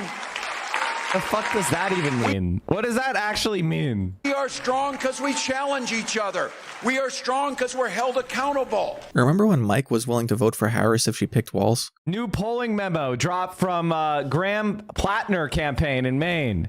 You don't have to cover the school shooting, but if you do, can you at least not Weed chat in chat? This one goes out to you, chat. Like and subscribe. Enthusiastically switch over to Senate race polling? Susan Collins, 32! Centrist Dem is up 1. Democratic Socialist is up 16. You have people that legitimately are like, China is colonizing Africa. Like, people legitimately take that shit directly from the US State Department and then post it leftistly. Or talk in a mocking voice about China and Africa. I hope Mike just wasn't paying attention for this part where it's explained how SWAT teams need to clear the schools, because his response would strongly imply he thinks this was justification for police militarization. Need to militarize the police more. Yeah, give them fucking M1 Abram tanks. So he either misunderstood or just decided to interject there. I don't agree with the people that just say, don't do anything electorally. It's all a waste of time. Because in my experience, the reason why those people are wrong, it's not that electoral politics isn't annoying and fucking full of betrayal and disappointment. It is.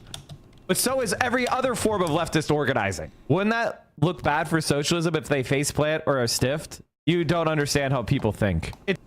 Okay, I just found this real quick that someone said it in chat. Hasan gets called out during a news interview for his violent rhetoric. I want to ask you about your own rhetoric. I noticed that Elon Musk has been posting about you. Yes. And I don't know the context of these particular statements, but here's a quote from you about landlords who don't want to rent out their properties. You said, kill them, murder them, let the streets soak in their red capitalist blood. Doesn't that make you part of the problem with violent discourse? This was in a conversation that I was having with a landlord friend of mine, and it's of course hyperbolic, and it's not meant to be sincere. This is not sincere advocacy. It's not a real policy that I would ever advocate for, and that's precisely the reason why when... Do you ever consider that some people might be taking it as true advocacy, and that your fan base might become emboldened in their already disjointed and, for lack of a better word, bad perspectives, harmful perspectives? Republicans were desperately looking for any sort of incisive language that they could present. They went back to a very obvious instance of LARPing, an insincere statement that is obviously hyperbolic from, I believe, 2018. My question stands nonetheless. Doesn't that kind of language contribute to the atmosphere of violent, even lethal violence in the United States? I don't believe that my insincere statements that don't reflect on any of my beliefs whatsoever in 2019 has led to any sort of real world violence whatsoever. Well, that's all an assumption, Hasan. You really have no proof. And we have no proof of the contrary, so I guess we gotta wait and see, right? It's always the weirdest part. It's very hard to actually defeat people. When people see someone get fucked over and... Honestly, yeah, shout out her for actually asking the question. A conversation with a friend. No, you said it on stream, Hasan. I don't know if maybe because he's saying he's having a conversation. He could have maybe been chatting with somebody on Discord or something, maybe, and that's why he said it. I don't remember the actual context, but regardless, it was still a statement that you made that anybody who's tuning in, who's having, like, you know, maybe mentally unwell or something, could see that and then become, you know, militarized and, you know, just pushed in that moment. And so your words matter and they carry weight regardless of if you're speaking hyperbolically or not. That's why you shouldn't speak so hyperbolically. That's kind of the whole point of the argument. In unfair fashion, it pisses them off. It radicalizes them. It makes them more willing to fight harder. I feel like I'm going crazy. He's talking about getting angry and being radicalized by people getting hurt over footage of a school shooting. And despite all that, I cannot believe what he says next. Corporations are a government. That's why libertarianism is so silly. Because the... Loner Box is talking with Dan Saltman. No way. What are they talking about? You know, hope veterans get PTSD, and I call her a fat fuck. Or not anymore. She's talking about Tectone now. What were they talking about? Most tyrannical time of your life is when you're working at a job and you have a boss. That's just so revealing, as though every other moment wasn't already. Socialists want to create a society where there is no tyranny. It doesn't mean there will be no authority. It doesn't mean there's going to be no hierarchy. Oh, chat, Trump has just enacted tariffs on India. China keep winning. That wouldn't have been my first thought if I was a socialist streamer finding out about a tax that is going to screw over working class people. Like, America is awesome in a lot of ways. Not to be ever overly patriotic, but I love so many Americans and so many people and so many places. And there's so many cool ass shit happening here. So many creative people, so much art. Oh, they brought up that clip of Hasan. I get what you're saying now. Okay.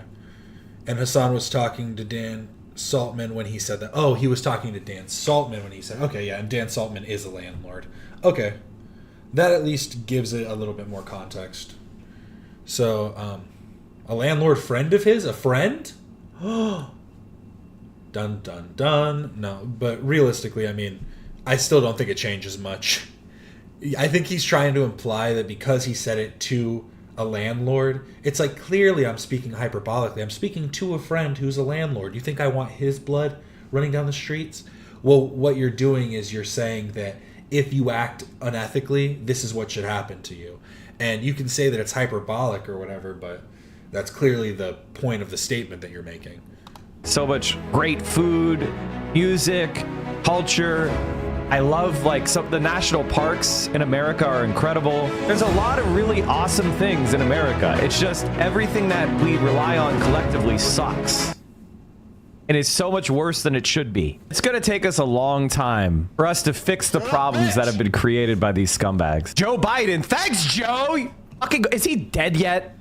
Joe Biden put massive tariffs on solar panels, so now all the solar panels you buy are super fucking expensive in this shithole fucking country. Biden's tariffs were implemented in tandem with the CHIPS Act that would have onshored solar panel production.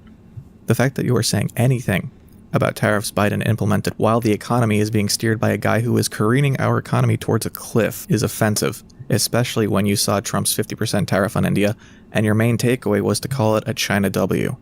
Unabashed Chinese victory. I've been looking at the political discourse at different places on the internet, and I gotta tell you, chat, you motherfuckers are dumb. Not you guys in here, but just the political discourse that goes on. Everyone's fucking stupid. How many times can you post, you guys should have voted for Kamala, or we didn't vote for Kamala because she did a genocide? It's the same shit. The same shit. I'm just like, I feel like we're 40 minutes into this and I still don't really understand what he's trying to say. Back and forth, the same exact shit. Why do I want to even post into this cesspit? I genuinely can't tell if he knows or not. Now, I come down firmly on the side that Kamala Harris is to blame. The members episode went live. Anybody who wants to go check it out. Thanks for stopping by. Remember to like and subscribe if you haven't already. I appreciate everybody that stopped in.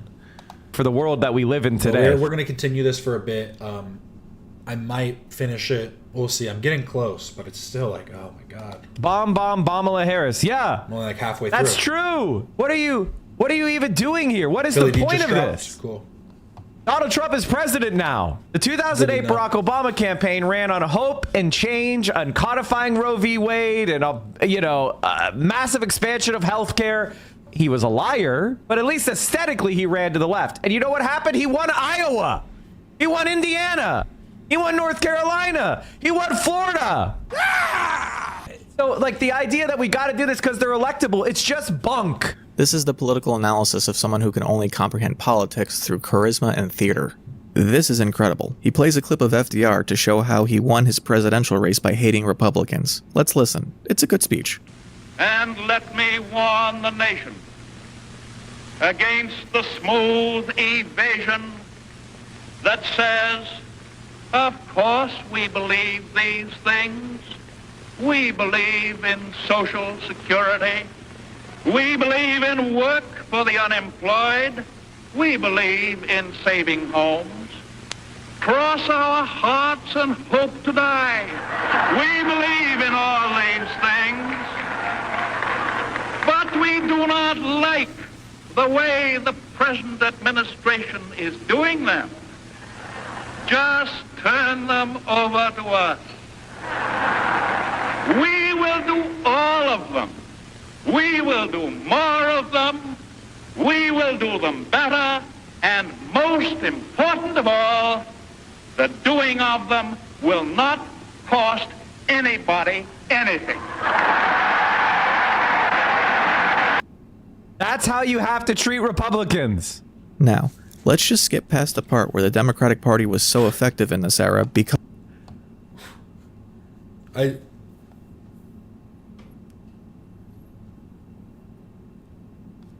Okay, let's see what... because they had a coalition with white race. I just feel like everything he says is so dumb. Like, he misses every point. Like, I'm genuinely... I am losing brain cells. I'm losing my brain. My brain is melting. Everything's falling apart. Racists in the South who just also happen to want more workers' rights for themselves. FDR's speech is about denouncing communism. Let's look at a couple of quotes from earlier in that speech. There is no difference between the major parties as to what they think about communism. But there's a very great difference between the two parties and what they do about communism. I must tell you why. Communism is a manifestation of the social unrest which always comes with widespread economic maladjustment. We in the Democratic Party have not been content merely to denounce this menace. We have been realistic enough to face it. We have been intelligent enough to do something about it.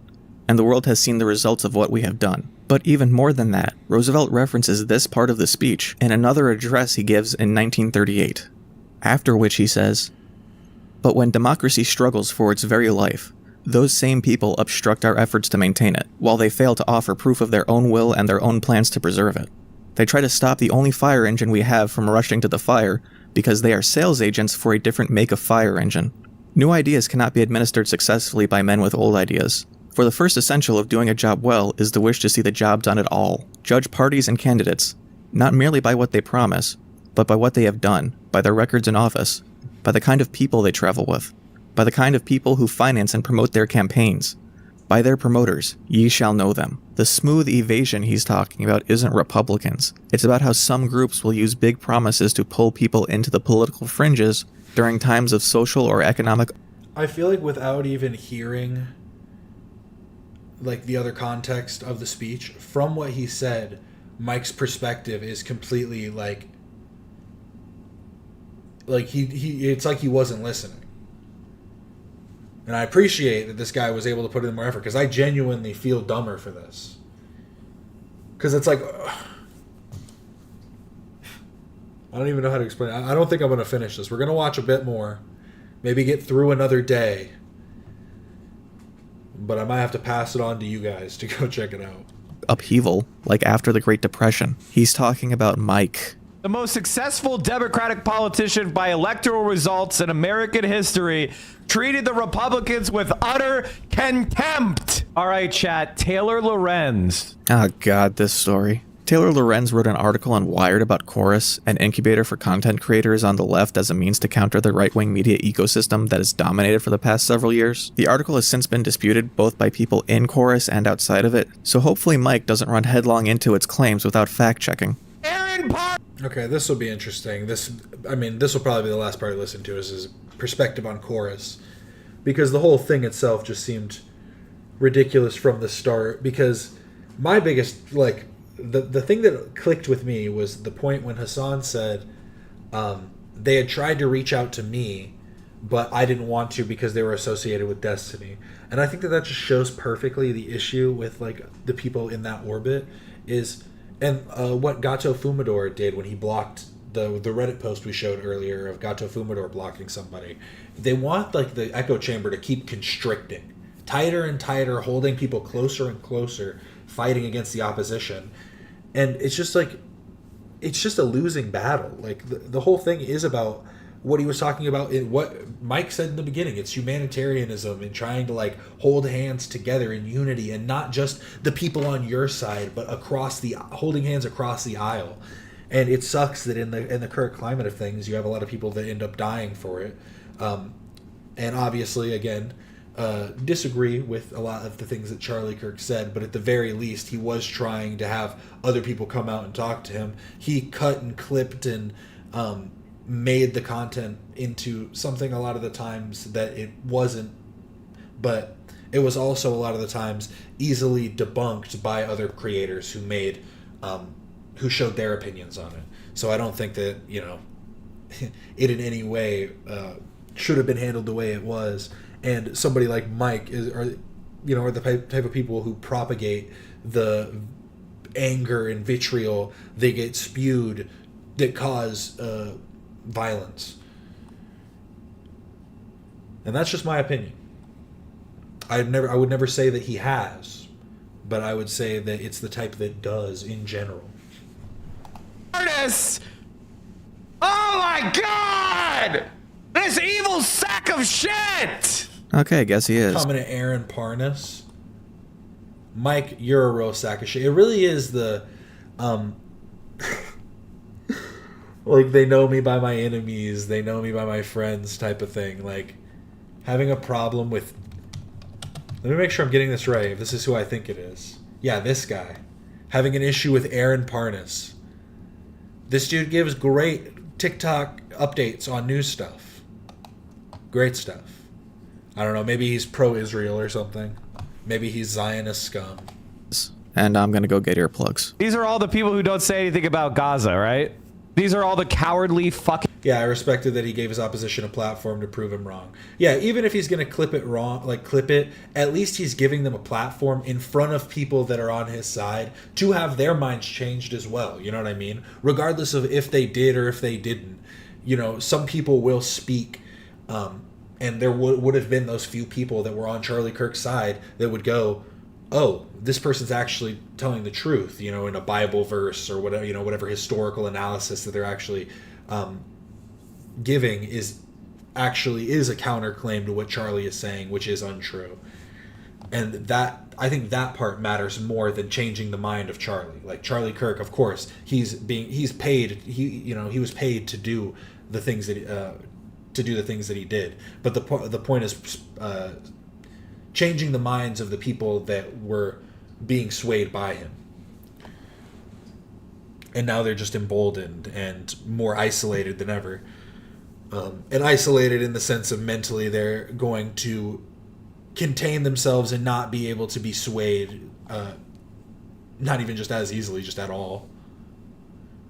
Fucking rats who don't stand up against an actual active genocide that's happening. The Democrats hate their base. The Republicans fear their base. And this is the perfect example of this. They fucking hate you. Honestly, I think these people should be arrested for campaign finance violations. Olivia Giuliana. Of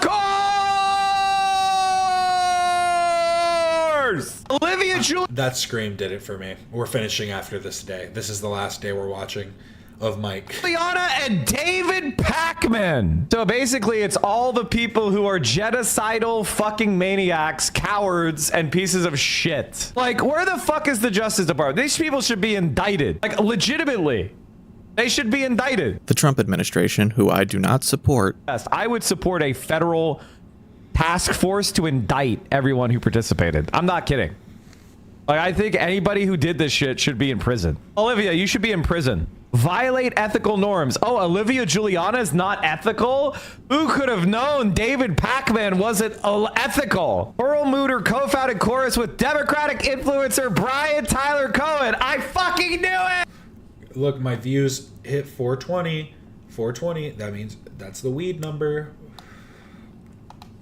Destiny Orbiter! Brian Tyler Cohen! Oh my fucking god! Again, another guy who doesn't mention the genocide. Has anybody in this program said anything about Gaza? Somebody help me. Anyway, chat, look at that. We have a hype train. These people are soulless freaks. I would form a special task force to find every... See, I can always tell somebody's issues too. I can't tell the specific issues, but I can tell they have issues based on their tab layout. No organization, no thought behind it. It's just a bunch of tabs opened up. If you could see on my other screen, I'm not going to show it, but I have like my tabs organized. I have everything kind of laid out in a specific way to be able to analyze things properly. It's just, this is the mind of a shaken man. Everybody who applied to this shit. They hate their fucking base. They don't want you talking about Gaza, so they only find the most sociopathic freaks who hate you. Don't think he's done yet. And don't think I included everything. They know who I am. They hate my guts. And so by supporting me, you give them a big middle finger. You could say, fuck you, you piece of shit, Olivia Juliana, you genocide denier. I'm so glad Kamala Harris lost. Can I just say that? Can I just say, thank God Kamala Harris is not president of the United States? Can you imagine how dire things would be? And here's where he reveals his true priorities. All his endless monologues and tirades against Democrats that he is glad Kamala Harris isn't president because it would make liberals happy. She would be setting out the FBI to arrest me and Hasan. Like, honestly. He cares more about hating liberals than he cares about helping people. If people settle for Olivia Juliana, we may not have another election. Nobody's getting off the couch for Gavin Newsom and Olivia Juliana. It's not happening. What year does he think it is? You can see it right here. Like I talked about it. Look at that. Look at this shit. Asmongold is not anywhere near the same size as Hasan. It's not even close. Curious how Asmongold. There is a really, really good video by Lindsay Ellis. From here, Mike gets a bunch of facts about Jewish history wrong. Just that's the thing Mike added at the top here too. Asmongold. People don't like blacks or Jews anymore. If Asmongold said that, that's crazy. But for Mike to put this up is also crazy. To just have that, like, do you think this is a good statement, a bad statement, like? And rather than having to hear each one over again, I'm just going to list the corrections before we move on from today. So that was the end. Jewish diaspora is not retroactively creating history, or is not retroactively created history. Jews have been expelled from nearly every country on earth, sometimes more than once. Most Jews did not remain in the area. Most Jews outside of Israel are not descendants of converts. It's not really well supported. I picked the boring history part because it's kind of funny. Day 3, what I learned. Asmongold, bots for viewers, doesn't like flags, Zionist, question mark, Israel, genocidal Nazis, chorus, didn't say Gaza enough, should be jailed. And that's where I'm going to have to end it. There's still, what did I leave? I left exactly, there's 10 seconds still, but 48 would be 20 and then 30, so it's like 30 minutes left. There's 30 minutes left if anyone wants to go check it out themselves. I really do appreciate everybody that stopped in. Remember to like and subscribe if you haven't already. I do this every Monday, Wednesday, and Friday, as well as other streams. I did some gaming yesterday. Gonna start doing maybe some more gaming streams, some more other topics and stuff like that as well. But yeah, I don't know how anybody watches Mike. I don't even know how he could do 2 more days after those first 3 days. That was absolutely garbage. I think through most of it, I don't even know if I made too much commentary on what Mike said. I was talking a lot to chat. We were talking about other topics on the side. Mike's train of thought does seem very disjointed, and like he is just running off of buzzwords. He's running on fumes, you know what I mean? And truly just tries to get from buzzword to buzzword to talking point, and doesn't know how to tie it all together into like something that is cohesive. It doesn't even seem like formulaic, like he's doing it with like an intention. It just seems like he's really just throwing shit at the wall. And hey, it seems to have stuck though. He has a little bit of a viewership. Who knows if he's also botting? That could be, who knows if maybe he is the one. It is the pot calling the kettle black, or whatever the saying is. You know what I'm talking about. But I really do appreciate everybody that stopped in. Again, remember to like and subscribe if you haven't already. I'm almost at 1,000. Only 11 more. We'll get there soon. This is Captain Quasar signing off.